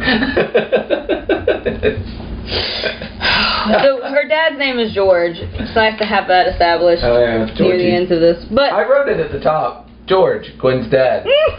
Because I knew I'd forget 100 times. So, yeah. Gwen's dad is saved by the neighbor Ben Parker. Yeah. And Gwen decides to hang out. I'm like, oh, so you're gonna hang out in the guy you killed's room? Okay, that's cool. She did not kill him, but she did not. She needed to for that joke to work. Issue 4. And Gwen has interrupted some people spray painting some stuff. Yeah, and we learned a little bit about the limits of spider sense. Yeah, but she gets spray painted in the face. Yeah, nice eye spray, which is, in real life, would be horrifying. Well, thank God for the mask, right? Yeah. She's like, oh, you stupid effing kids. Yeah, and then they accuse her of sleeping with her father, which was so gross. Yeah. I don't know if they ever established the girl's name, but it's Hobie again. Yeah. And she finds the irony of her lecturing these kids about spray painting. Yeah. They're like, we're just looking, we don't like the answers we're being given. Yeah. She's like, you know what? I don't either. And then we have probably my favorite part of all these comics. The way this comic handles like survivor's guilt and the trauma of losing someone and the PTSD that can result from that is better than I've seen it handled in any other comic. Like, a lot of times these people get over this stuff way quick. They do. There's like no mourning. Yeah, or they never get over it. Like Batman, who still cries himself to sleep every night. Like, this seems to handle this the right amount. Yeah, it affects her, but she does try to move on at a certain point. It doesn't overstay its welcome to the point where it's like, okay, I get it. With great power comes great responsibility. You don't have to say it every episode. But yeah, like her stress of being in the house of the Parkers. Yeah, because she tries to sneak out. She wasn't even going to go in. She couldn't handle it. She's like, I can't handle this. I can't handle this. Ben drags her in. And then when Aunt May shows up, she really can't handle it. Well, and Ben drags her in and gives her coffee in a Gwynnie the Pooh mug, which... It was her favorite mug. Yeah. And Aunt May then he goes and brings Aunt May down, or sends Aunt May down, because he's like, oh, Aunt May, I love to see you. Yeah, the stuff on Aunt May made me tear up. This is some of the best writing of, like, emotional breakdowns in comics that I think ever. Yeah. And she tells her that she thinks maybe Spider-Woman isn't so bad. Yeah, I like that Aunt May realizes that she either didn't kill Peter or she's trying to make amends for it. Yeah. And she was able to figure that out just from the just little articles and like little pictures and stuff. And I like, well, she also figures out always good at reading people. That's she is very good at reading people. Yeah. And I think she also figures out that Peter was in love with Spider-Woman. And he was in love with the idea of her, the freedom and the power and the fantasy. Yeah. And she also recognizes that Peter wasn't perfect. Yeah. And he felt trapped and maybe... And through this whole thing, you've got, and this, by the way, possibly my favorite panel, through the whole thing, you've got a picture of Peter looking down on them while they're talking. Yeah. Just to have the weight of this. And May says, you don't have to talk, just sit here, be in the moment. And I'm like, oh, that's sweet. That's May. In the same way that Frank Castle is a jerk in every universe, May is the best. Is a minch in every episode. She's the best. She's the best in every universe. And she's explaining to Gwen that like Peter was bullied and like he obviously had some stuff, and she's like, it's just that sometimes it doesn't matter what's in someone's heart not when they can't escape what's in their heads. Yeah. He wasn't well, and he hadn't been for a long time. Yeah. And so she's basically like, she made a mistake when she blamed Spider-Woman. Yeah. And she admits that.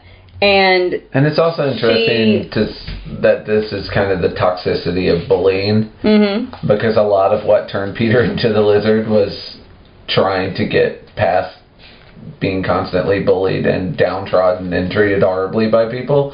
And man, if there's not real life correlation to that, I don't know what is. Yeah. And so yeah, she's like, all I know for certain is that Peter is as much a part of us as we were a part of him. If we want the love we have for him to live on, we can't hide either. It's up to us to carry on living. And Aunt May really is the best. Yeah. And so Gwen realizes she has to be both. Yep. She has to find a balance. Yeah. And she wants to be Spider-Woman. She wants to protect. So she also needs to be Gwen. You can do it all. And we cut to police officers being police officers. Yeah. Basically, the only point of that scene is to show that Frank Castle is already back and ready for action, even though he's in a neck brace and arm cast. His nose is broken. Both eyes are blackened, but he's like, yeah, we're getting back to work. And we're in part 5. We start with Matt Murdock.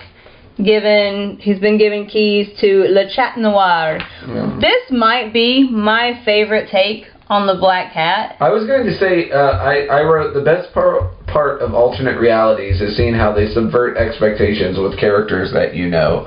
And this Black Cat is a very cool Black Cat. She is so... Oh my god. She has a band of Black Cats with her that she's dressed like little French gentlemen in like little French berets and like red scarves. Cute. Yeah, she's got a little Black Cat army. So the Mary Janes are opening up for the Black Cat. Yeah. And the Mary Janes are not in the same like realm as the Black Cat. I think it's a difference in music and personalities. And it's Mary Jane's complaining about like this could be their ticket to fame. Basically, it's kind of selling out. They can ride on the coattails. Black Cat's giving us an inch. Let's take a mile. So we get Black Cat is a criminal. Yes, and we get a bit of background for her. Yeah, and art is crime and crime is art. And I'm like, oh, Riddler would be so proud. Yeah, another Riddler drop. But yes, it is. So I actually really appreciate. I love this version of her. She's talking to her dad, and she's talking about her dad's telling her, remember, Felicia, any common brute can steal money or jewels, but true theft is intimate, precious. And they steal what cannot be replaced. So like they stole Fisk's first dollar. They steal like a hairbrush that they only plan on using for them. Like it's Marie Antoinette's hairbrush or something, and she's just brushing her hair with it. I just it's so good. It's my favorite notion. If you're gonna be a thief, I personally really like the idea of just stealing what cannot be replaced. Absolutely. But something very interesting is Black Cat's father is killed by Matt Murdock. For stealing Kingpin's dollar. Yeah. And the scene of Matt Murdock stabbing is a recreation of Bullseye stabbing Elektra, which is a famous scene, and this comic panel is famous, of the Psy going through Elektra, and you can see it coming out the back end, like through the shirt. Like this is a very famous panel, but it's crazy to see Daredevil doing it to someone, because Bullseye doing it to Elektra is one of the driving forces behind Daredevil being a crime fighter. So in this universe, he's created the Black Cat, a criminal anti-hero, by doing that to someone else, for Wilson Fisk, who hired the Bullseye to kill Daredevil to begin with. So it's all messed up. It's all mixed up. And again, these subverted expectations. It's wild. We cut back from Le Cat Noir's backstory to the band's playing. Yeah. And before, they're like 2 songs in, and Black Cat comes out. Like, yeah, yes, very good. Now it's my turn. Yep. Yep. That was just a live performance of Ninja. They do, so yeah, Black Cat comes out, and her backup cats her come backup out, cat dances. and it turns into a gunfight in the middle of a live auditorium. And, yeah, she fights Matt Murdock. Yeah. Which is hilarious. Yeah. And Murdock gets some very cruel one-liners about her dad. Because, man, yeah, he is swarmy. He is so... I do not like him. Yeah. Gwen comes swinging in, talking about American cheeseburgers, and I just adore her. She's so weird. Yeah, it's like enough of this French cuisine. Time for some good old Americana. I tell you, Miss Hardy, I thought my life was weird lately, but theme park mascots, playing key tours, ninjas, and creepy blind lawyers. Your life is one mime short of a Bajork video. So, yeah, they're all fighting. And she ends up having to knock out Black Cat because Black Cat's going to kill Matt Murdock, which... Maybe she should have let her. Spider-Woman's not down with murder. I know, but still. Yeah. And Matt Murdock, of course, makes fun of her for that reason. He's like, oh, man, you had to save me. That's gotta... And then he jets. Yeah. After he knocks her down a little bit, he jets. Yeah. Mr. Stacy talks to Detective Wolf. Mm-hmm. The Wolf. Yeah. And... That's his lady partner. And she's basically like, man, you and Spider-Woman sure being seen together a lot. It's the second time she saved you. That's odd, my man. And that's something. Yeah. Just be careful, okay? Yeah. And that's how we end. And she kisses him on the cheek. Yeah. And this is the cutest, like the alternate covers. They have we have a little chibi cover. It's adorable. Yeah. I really like best part of trade paperbacks is getting a bunch of alternate covers at the end. Alright. And then Greater Power. Yes, volume 1. That's right. After 3 volumes, we are finally at the first volume of Spider-Gwen. It was a really ominous ending for the... Say it again. Who numbers these things? I wrote down we should do a Punisher comic just to hate read it. It's on the list for sure. So... Yeah. All right. The Bodega Bandit strikes again. Now, just like Black Cat, now has a sidekick. He's got a little puppy bandito bandit with him. So cute. Stole a corn dog. He stole a corn dog for the puppy. Yeah. But and then the puppy is unfortunately the first. Yes. Where's my trigger warning? You cannot kill dogs. Do not kill dogs without warning me. I will not freaking allow it. Like, oh my god. Do not kill dogs without warning me. And man, we see Gwen waking up on a couch where she pretty much always sleeps. I've never seen her in a bed with a cat on her face because cats love sleeping on faces. Realism in comics. And she's late for her job, so she decides to swing through town as Spider-Woman to try to get there without being super late. Yeah. But also trying to have a conversation with her father while doing it. Mm-hmm. Yeah. She gets to her job late and is surrounded by...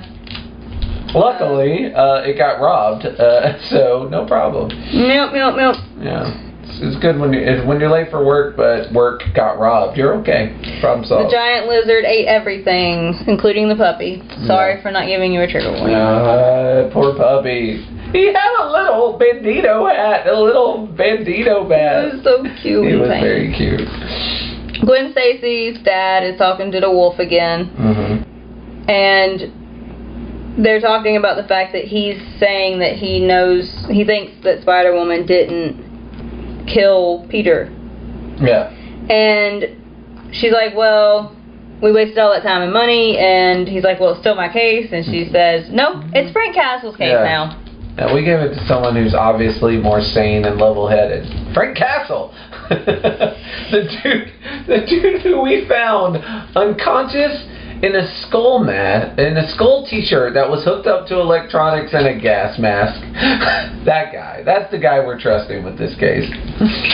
Clearly. Yeah. He will stay by the book and follow all the rules. Yeah. So meanwhile, Spider-Gwen, who's having some PTSD because someone said giant lizard, has tracked down the bandit.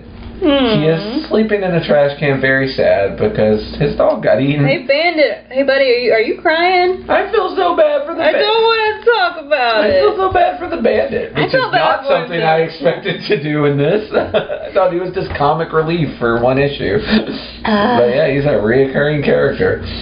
So, Gwen broke into the high school. She's looking for evidence of Dr. Kurt Connors, who in the normal universe. The regular timeline. Spider-Verse normative, but in the normal universe. In the regular timeline. Yeah, in the regular timeline, Kurt Connors is the lizard. So here he's a high school teacher. Who is also a scientist, and the only person who would know about that stuff. So she's having some flashbacks to her, and this is where we get our first Osborn sighting.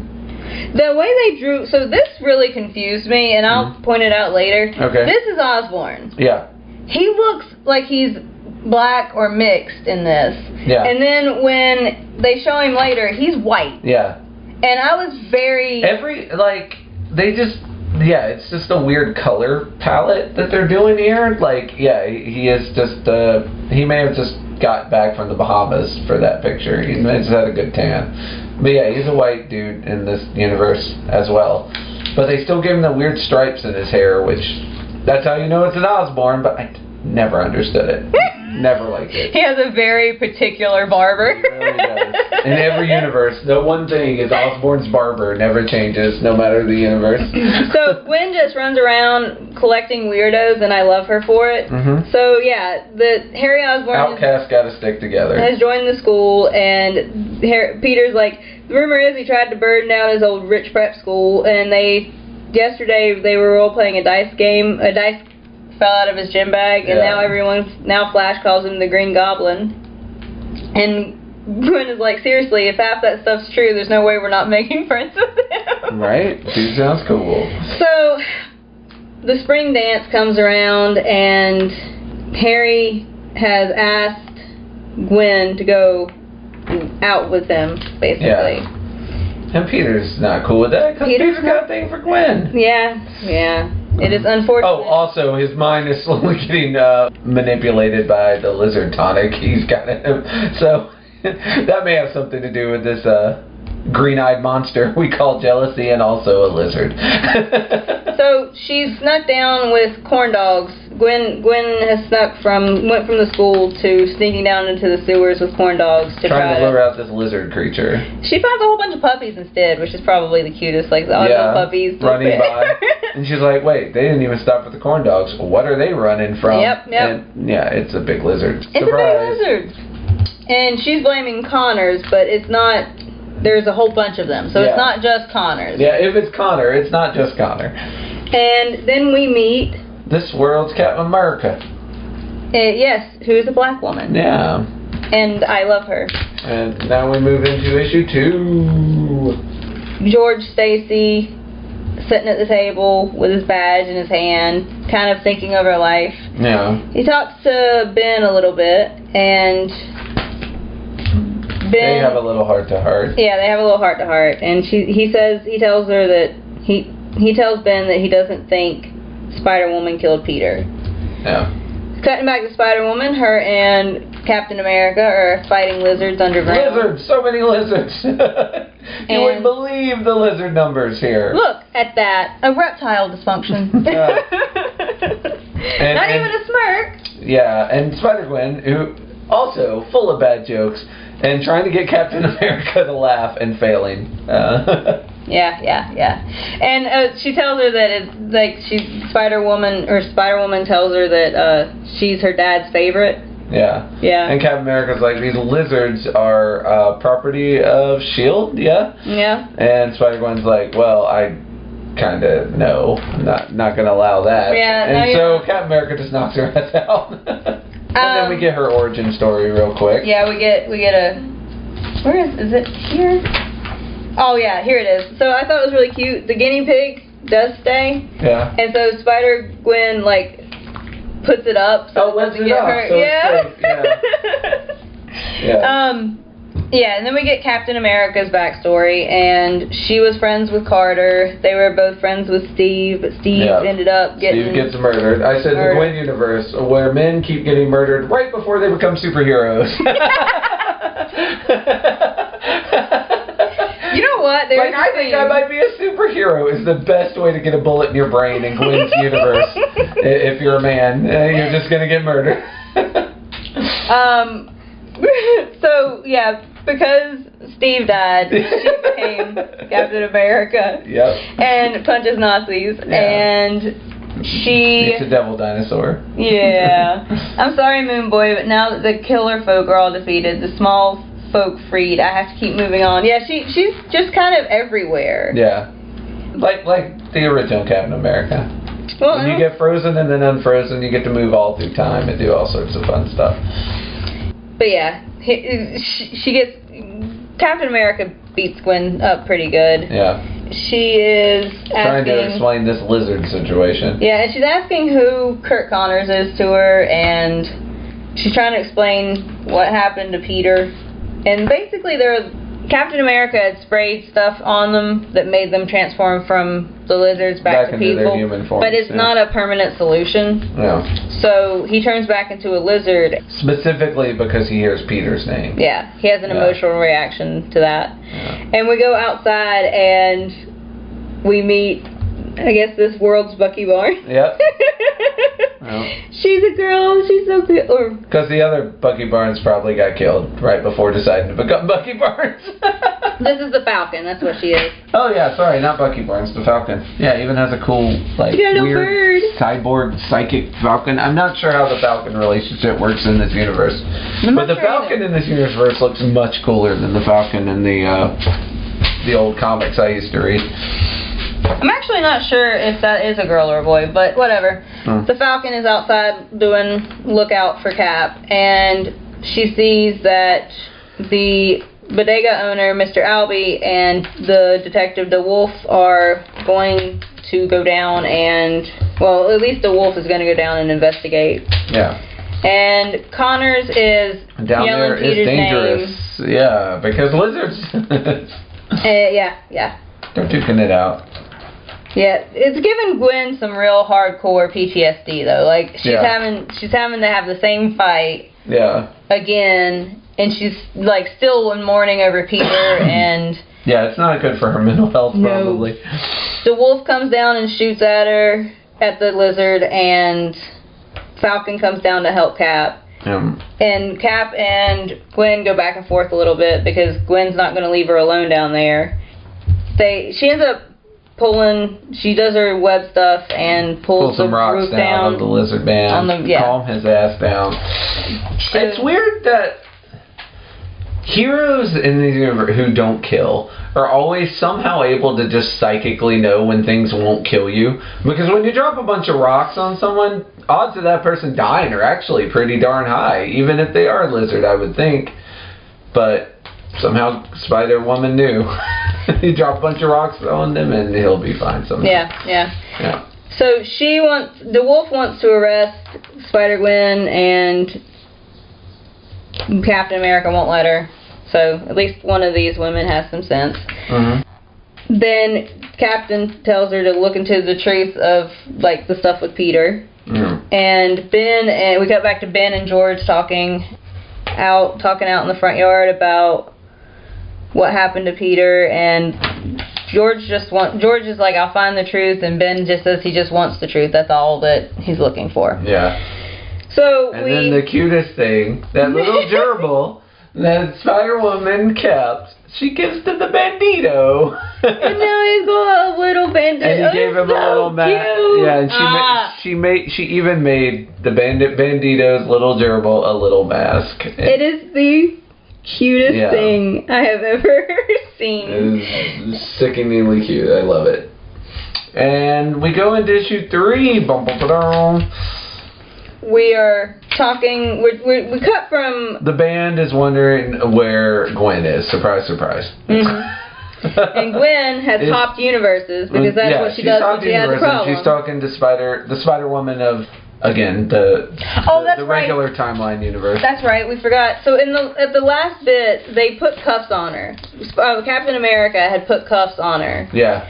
And she had to go get them taken off. Yeah, she had to go get them taken off. Yeah. So she's talking to Spider-Woman Jessica Drew. Mm-hmm. And who's pregnant at this point? Very pregnant. I'm not sure of the father. I don't know. There you go. She is never established in this comic who she's with. Yeah. It's not super important, but for the comic anyway. Mostly it's just jokes about, oh, why am I eating this weird thing? Yeah, she's very pregnant. And yeah, and we're watching the female Thor of this universe fighting the Chimera, I believe. But again, it doesn't matter, villain, because we're just here to get these handcuffs off. Yeah, and to get some life advice from Jessica Drew. Yeah. It was really cute, though, because, like, Jessica Drew was just sitting on a roof eating a bunch of biscuits. Yeah. And Gwen's like, how are you just sitting here not helping? And Jessica Drew's like, you'll learn where you're needed most. Yeah. She's not getting in the middle of Thor and the Chimera having a fight. Yeah, right.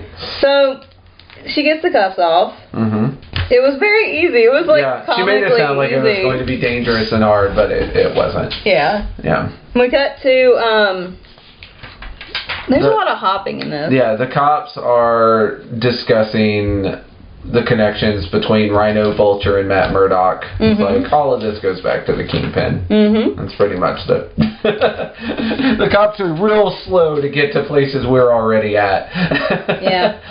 We come back to Jessica and Gwen, and they're talking about how weird it is to be here specifically, because this is the bridge...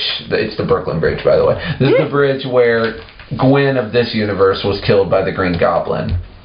And how that messed up Peter Parker so badly, whereas in Gwen's universe, it's Peter Parker that died, and it messes Gwen up so badly. Yeah.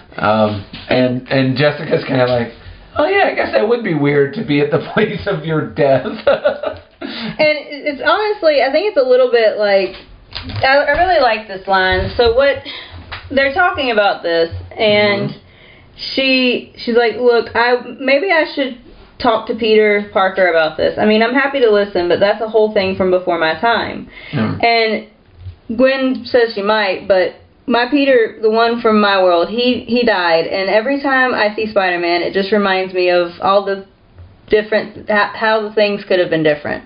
Sometimes I just sit and wonder what it would have been like to be the other Gwen, what it would have been like to have a normal life. And Jessica says, Gwen, honey, I've been at this a long time. Believe me, there's no such thing as a normal life. If you're lucky.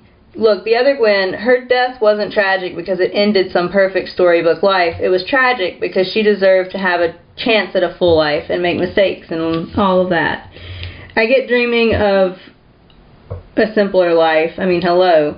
But trust me, the hard times, the times when you're unsure, and those are just how you figure out who you are and what your life means. I thought it was really sweet. Very good line.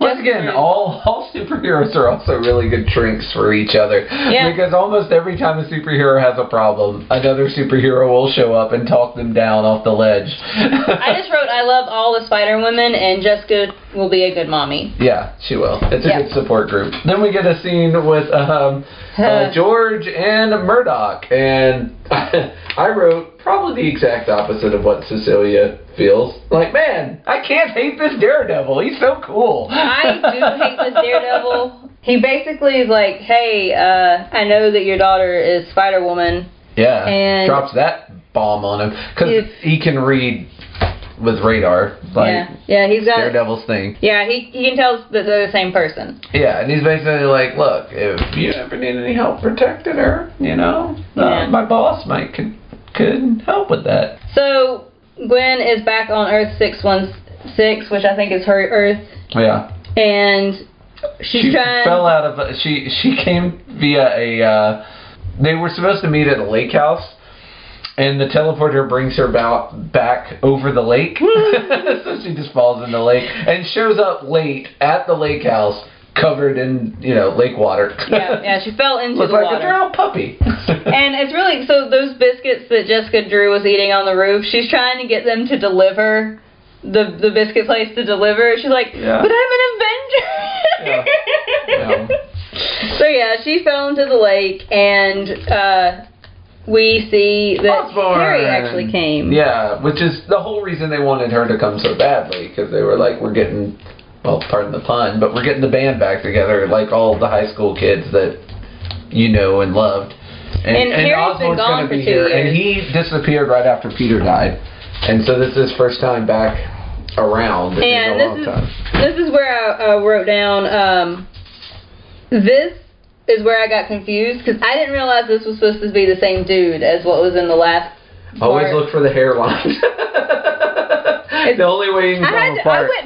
I went back and was like comparing and like where did he? Yeah.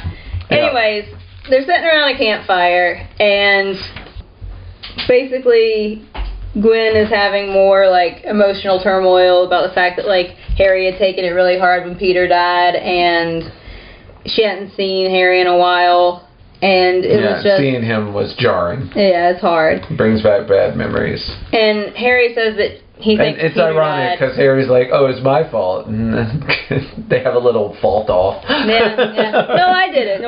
Yeah. So, and Gwen's like, whatever he said, it wasn't really Peter. It could have just been the lizard. And Harry explains that he watched Peter die. Peter worshipped Spider-Woman and Spider-Woman killed him. While quipping and making fun, and like that bothers him almost as much as the rest of it, because Peter Parker had been bullied, and it's like, man. And then at the end he got bullied by his hero. Like, that's just unforgivable. And so he decides that he's going to bring Spider-Woman down. And thus enters the Green Goblin. Yeah, we got us a goblin in the house. Yeah. And that moves us on to issue 4. Where she is being pursued by the guy. Like, this was a very quick escalation. Now she's being... Gwen just wasn't meant to have friends. Pursued by, like, robot Green Goblins. Mm-hmm. So, yeah, she's trying to fight the Green Goblin, and she's asking if he's going to arrest her, and she's like, ha, arrest. No, that's funny. Yeah. He's just going to kill her. It's also interesting that the other robots actually look like other goblins.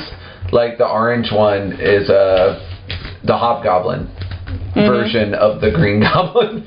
So, like, all of his robot sidekicks are Hobgoblins, and he's the Green Goblin. Yeah. So, Gwen blows up the Hobgoblin, Green Goblin robot, and she starts singing the theme song for Golden Girls. Yes. Which I love that. She starts singing theme songs and... Yeah, trying to pick the theme song that's playing when she dies. Because at first she was doing Fresh Prince of Bel-Air, and she was like, no, that will not be the song I hear when I die. That's not the one, man. I get to pick my theme I gotta song. pick a new one. So she's thinking about showing him her face, and... Yeah, wonder if that'll help. I don't think it would have helped too much. Yeah, I mean, she gives him she starts trying to talk him down, and it's not going well. It's not. Because she wants... It also forces her to confront the fact that, like, what had happened to Peter wasn't anyone's fault. Yeah.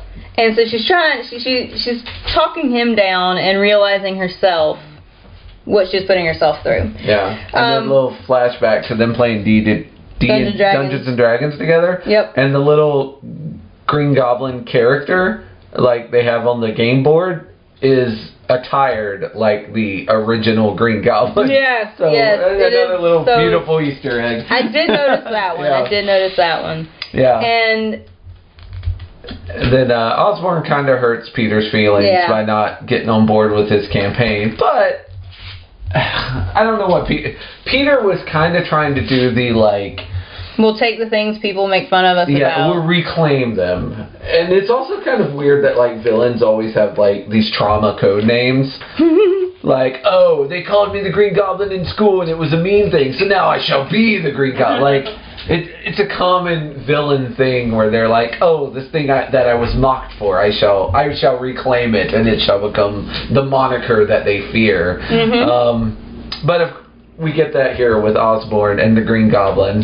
But I get where Peter was coming from, but that's the thing you needed permission for. It also kind of might have felt to Osborn like Peter was making fun of him too. Yeah. So I misunderstanding that, you know, kids and adults. Well, and it's also probably one of those things that he looks back on now, and obviously he's adopted this personality. He probably feels kind of crap about. Yeah, like, absolutely. He could have gone what along a stupid with thing to fight over. If I'd known that, like, you know, you were going to be dead 2 days later, I probably would not have found any problem with that. Yeah. Priorities. Yeah, exactly. So she's still fighting goblins. The Tons of goblins. Yeah. Yeah, and she notices that he's trying to drag it out, and he's trying to, like she did with the lizard. Yeah, yeah. He's basically just here for revenge. He's recreating the fight, and yeah, he's making quips. And wants to make her feel the way Peter felt. And so she's like, well, she realizes that she can't fight him like this, and so she asks him if. He says, go on and send your daddy's last robot down here. Let me check that off my list. And then maybe we can get down to figuring out what it is you even do, Osborn, besides stand on the sidelines and act like you're in the game. So she kind of taunts him into coming down to fight himself as opposed to just sending more robots down. Yeah, because he has a lot of robots. He might could have won this fight if he had kept with the robots. And she's reflecting on how she went about how she handled Peter being the lizard all wrong. She was angry and scared, and she wanted to be happy and have powers, and instead she realized that those powers are responsibilities. Yeah, that's it. That's the line. Who would have thought? Yeah, they did the thing. They said the stuff. So she got scared, and she goaded and humiliated Peter and took it out on him. And so she's like, but what if I do win? I'm still a wanted criminal. Dad just can't come, and Dad can't just come slap the cuffs on and haul me away. Even if he did, I couldn't live with that. So this is about power and being powerless and an obsession. And she tells Harry that this isn't what Peter would have wanted. Yep. But Harry reveals that the reason there were a bunch of lizards running around is because Oscorp got a hold of that formula that turned Peter into the lizard and refined it and was working on trying to change it. And he just happens to have some right here. Chug, chug, chug. Could have started with that. Yes, and he drinks it. His eyes go crazy green or yellow with red pupils, and he basically explains that, now I've got even superpowers, and I'm gonna wail on you, lady. Yep. And he pulls off her mask, and she draws a die. yeah. And it's Gwen, and he does not handle that well either. Yeah. We go into issue 5, and the first thing I write is new art, always jarring. So we have different artists here, very different art style. It is very different. Yeah, very like kind of a dark noir sort of deal going. We are at this was months ago, where Frank took the job to hunt, I guess, Spider-Gwen, basically. Yeah. And then we're at the bar, and Back in present time. And it's the bartender's telling George that it's just whiskey and pickle juice. Ask your daughter. The kids love picklebacks. Ugh. The kids. This is a cop bar, Mike. Male pattern baldness is the dress code. Yeah. And George is kind of looking at Murdoch's card and trying to decide if maybe he should contact him. Cut to Murdoch. He's standing on one of the ropes of the Brooklyn Bridge, like performing some yoga poses, some Tai Chi or whatever, when he gets the call, and I'm like, okay. Yeah. Like, why would you climb all the way up there to do the crouching lotus? Like, you could do that anywhere. It makes for a really dynamic panel. It's a beautiful panel, but you're Will Smith's attorney. You probably have a penthouse somewhere. You would think. Go to your rooftop garden and do this. Fisk is paying you very well, I would imagine. So we go to a cafe where the Detective Wolf is meeting with Captain America. and she's talking about Frank Castle. Yeah. And after her encounter with, I just realized that says Starkbucks, and I hate it. Yeah. After her encounter with Spider-Gwen, she did some more digging, and turns out that Tony Stark used to employ Frank Castle. Yeah. And he used to, be Frank Castle and a war mercenary. Yeah. And there's a picture of him working with Osborn, working with Doc Ock. Just a little cameo. You can only tell by the butt hair and the weird robot arm. So basically, Captain America is explaining that Spider-Woman isn't a killer. Yeah. She's a hero, and Frank Castle is a bad guy. Might be a bad guy. Is a bad guy. Yeah. She doesn't. There's no might. She's like, this is like. And I think this is where they say the line, "Pray the blind squirrel of justice finally finds its nut." I was like, yeah, that's a good line. The lizards in the tunnel were bioengineered by a spy cell known as Silk, which we have already met prior to this. Yeah, once again, we have to play catch up with the cops. It's like, yeah, cops, we already knew this, but we have to explain why these characters know it. We go to the Falcon. Yeah. Oh, there's Valkyries. I wrote down this part because I was wondering if the Valkyries were singing about Loki. Your god of the lie. Yeah, he loves the song though. Yeah. Yeah, Falcon's really getting into the Valkyries music. Girls, here they are. Girls are enough trouble without guitars. Well, no, this is the second time they say it. Oh, they say it in Volume 1 too. Yeah. Yeah, somebody says it in Volume 1 as well, because I wrote that they just, the callback. So yeah, they are in Gwen Stacy's room. Yeah. They're just hanging out there too. I'm not 100% sure. Captain America asked him to look into Spider-Woman. Okay. Yeah. So Falcon's trying to, and he's like, "Oh, I shouldn't have said him. He's gonna fall in love with her." This was a mistake. And then he's just like, "Oh my God, I love her music. This is so great." Yeah.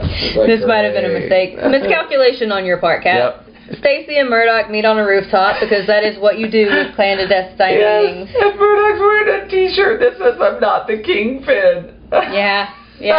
Well, that's because it's only funny because Captain Stacy is basically like, why in the hell would I ever trust the new kingpin of crime? And his shirt literally says, I'm not the kingpin. And he says, what does this say? I can't even see. Yeah. It's so good. Yeah.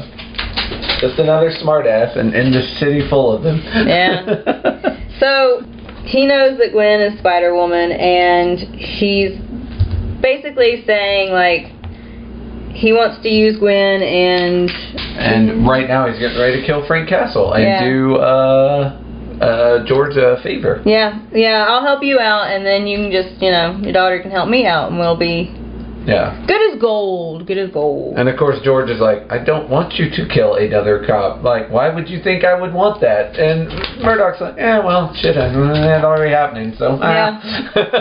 And sure enough, an army of ninjas descend on Frank Castle as he's enjoying a donut and a bottle of booze. And Frank Castle goes Frank Castle on him and starts holding his own, at least. Yeah. Fighting a good fight.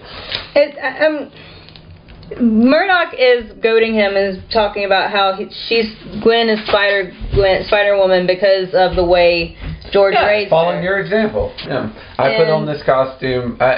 Like Gwen earlier said, you put on that because if you don't, someone worse will. Talking about the police uniform. Mm-hmm. And Matt Murdock's kind of saying something similar back to him. It's like, well, your daughter's into this because you're into this. Like, yeah. So Frank Castle's life is in your hands. It's your choice. He lives or dies on your command. And it's sort of a test of George as well. Like, are you going to let me kill this guy because it will make your life much easier, or are you going to stand by your outdated morals? Like, your choice, kid. Yeah. It's kind of a standoff. But Matt I think was betting on him wanting to protect his daughter, and so that he would be okay with killing Frank. And George is basically like, you're wrong. I know my daughter. I know her with all my heart. I trust her and with everything I've got, and she trusts me. You want to gamble, Murdoch? Well, I'm calling your bluff, and if I don't allow it, neither will you, right? Because killing me or Castle shows your cards. It pushes you all in. It shows your true face. Yeah? Yeah. Yeah. Basically, again, Murdoch gave him the choice, and he's like, no, don't kill Frank. And he's like, alright. I trust my his kid. finger, the ninjas leave. He leaves. And all is well. Frank is not murdered. Yep. I thought he was murdered. Oh well. No, Frank is alive, I'm afraid. Sad. Yeah, he's like getting ready to shoot one of the ninjas in the face, but then smoke bomb. Captain America, meanwhile, is like trying to chase down and catches the Green Goblin right before Green Goblin's getting ready to kill Gwen. He's like standing over her knocked out body. And Captain America protects. And that takes us into our final issue, issue 6. There's a little flashback between, well, I think Gwen's kind of having like another concussion hallucination. This poor child, her head. Maybe we don't need one per volume. Like, yeah, this kid needs some help. She's going to end up with, what is that thing that football players get when they've hit their head too many times? Multiple concussions? I don't know what it is. I swear. I know there's a word for it, yeah. You're lucky you're on the other side of the table. You almost got poked. Safety first. So they're basically all asking her what she's going to be, though. Yeah. And she wakes up and like, well, right now I'm going to be eaten by Green Goblin, apparently. It's really funny. Like, Harry's kind of like half transformed, half not transformed. Well, he says he had perfected the serum at this juncture. So now he sort of has more control still, and he's stronger than all the lizard people were, and he's less lizard. Yeah. And him and Captain America are having a standoff while Spider-Woman's trying to wake up. Yeah. So she's asking, like, Captain's asking Harry what he thinks he's going to get out of this, because Peter's dead and he's trying to get revenge, but she's not going to let him. And she says, my daddy would have called this a come to Jesus moment. And I really love her. Yeah. And she ends up getting blown up by the glider, so that doesn't work super well for her. Doesn't quite happen, yeah. After the blow up part, I think they end up on different sides of the wall. Yeah. Basically. And Spider-Woman is trapped with Harry. Oh, no, Spider-Woman's right there. Oh, okay. She's just knocked out. Okay. So, and Harry's also kind of knocked out. They're like, Harry's getting up. Harry lost an arm. Yeah. And while that's happening, Spider-Woman is giving him the spiel, we don't have to do this Harry moment. Yeah, this is Spider-Woman's talking to the director of S.H.I.E.L.D., Director Carter, Captain America's boss. Yeah. And she's talking about how the lizard formula helps you regenerate. So Harry's still alive down there, and now he has 2 lizard arms instead of just being half lizard. Yep. And so Carter's trying to get her to leave, and she's like, I can't. I gotta help Harry. You can't leave it. So down the sewer again.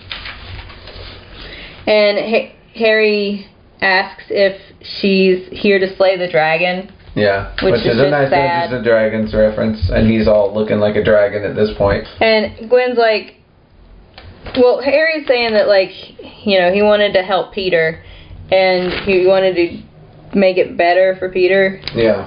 And Gwen's like, that's just garbage, basically. You did this because you felt wounded and helpless, because the other kids called you soft and rich, because you've always been terrified that they were right.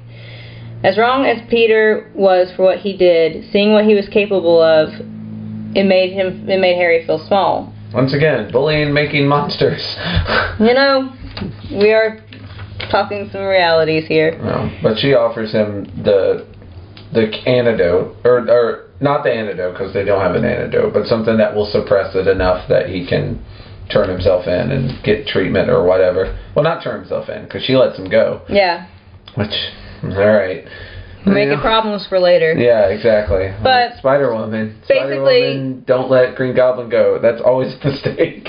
Basically, she's asking him if this is who he wants to be. Yeah. And so she gives him the suppressant, and she tells Harry's like, well, why would you help me? And she's like, I'm not a cop, I'm not a soldier, I don't want to fight with you, or see you dead, or dissected, or rotting in jail. She believes that he can be better, which is a very Spider-Man. I'd like to see it proven right every once in a while, though. That would be nice. Yeah. Hey, that Bodega Bandit's happy now. Yeah. So she sets him free, like you said. Lets him go. Captain America not super juiced about that, but kind of understands.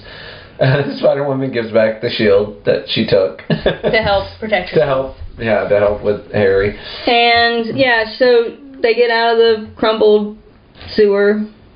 They go outside, and they're having a nice little talk, and then the officers are like, they were wanting to shoot Spider-Woman, but there's Captain America's right beside her, and the guy's like, you can't shoot Captain America.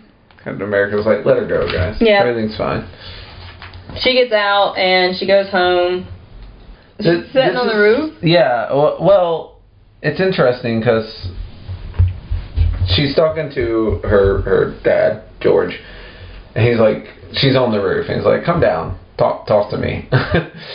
And they talk, and he gives her a book that's, it's all his casework about the lizard, about the Peter Parker case, and that he's no longer going to be able to pursue for reasons being everything that's happened.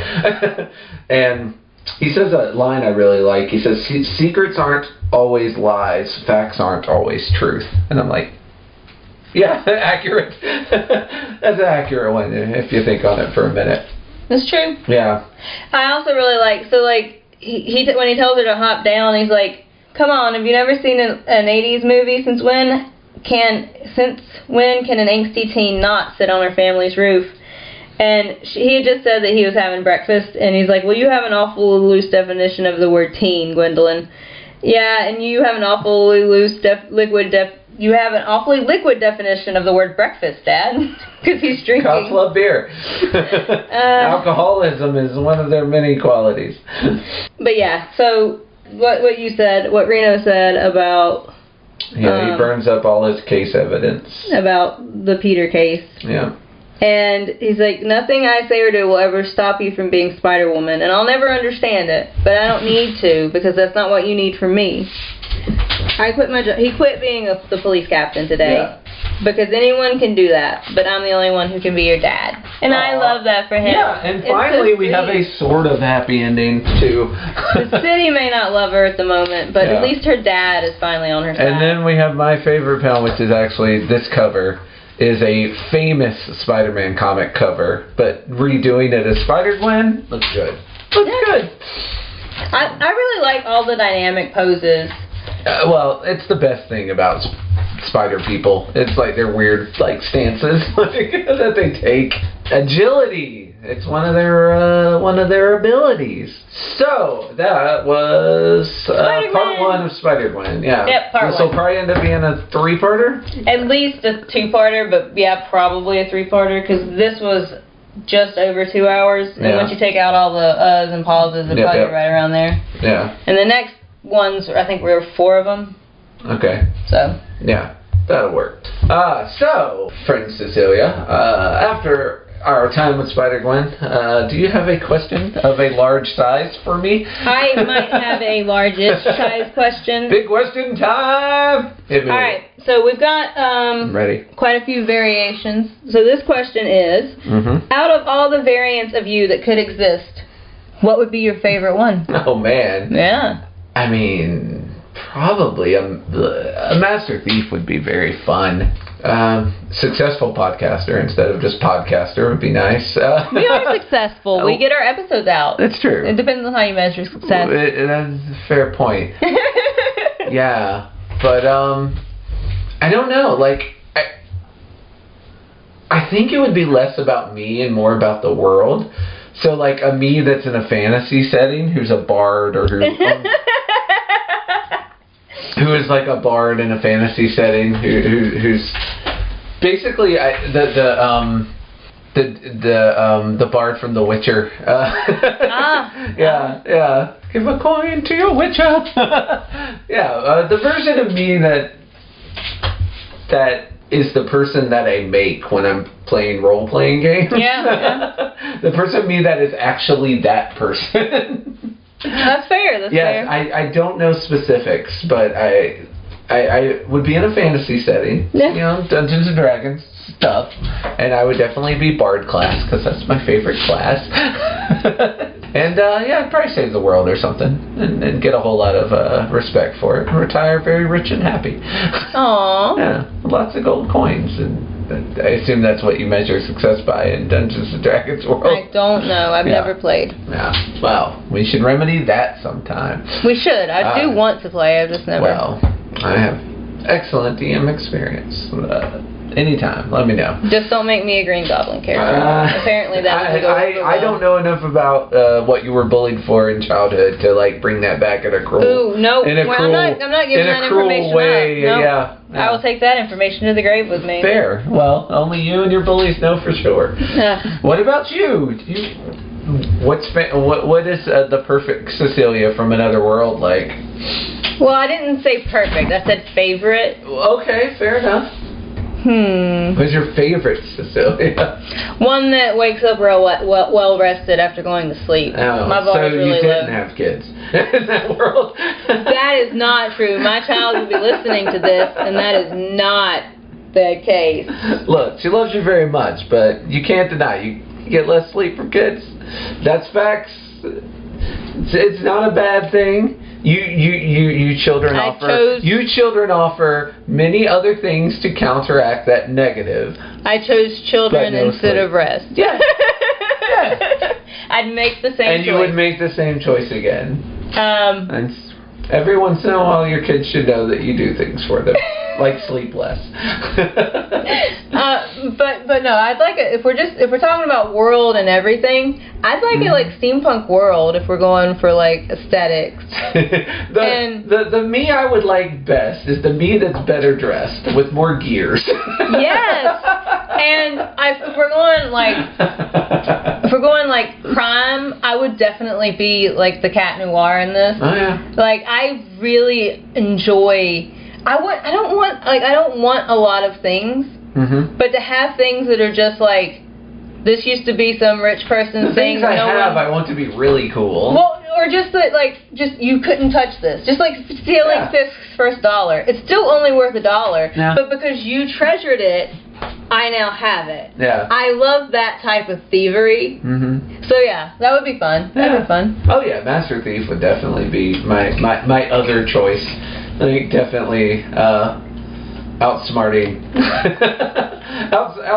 law enforcement, which is that's always a treat. To me, I just really like the idea of stealing things from rich people, but not even like things that I think are worth a lot of money, but just things that like you'll always think about that. Yeah. You'll always miss that. You will always not want a poor person having that. And yeah, here I am having that. I did it. Yeah. Fair. Alright, well, that was our first foray into Spider-Gwen, and in a month's time we will be back. Well, 4 weeks. But in the meantime, I see a very big book on the table. Yes. I brought out the He-Man and the Masters of the Universe omnibus because we're going back into the DC He-Man world in a very interesting way.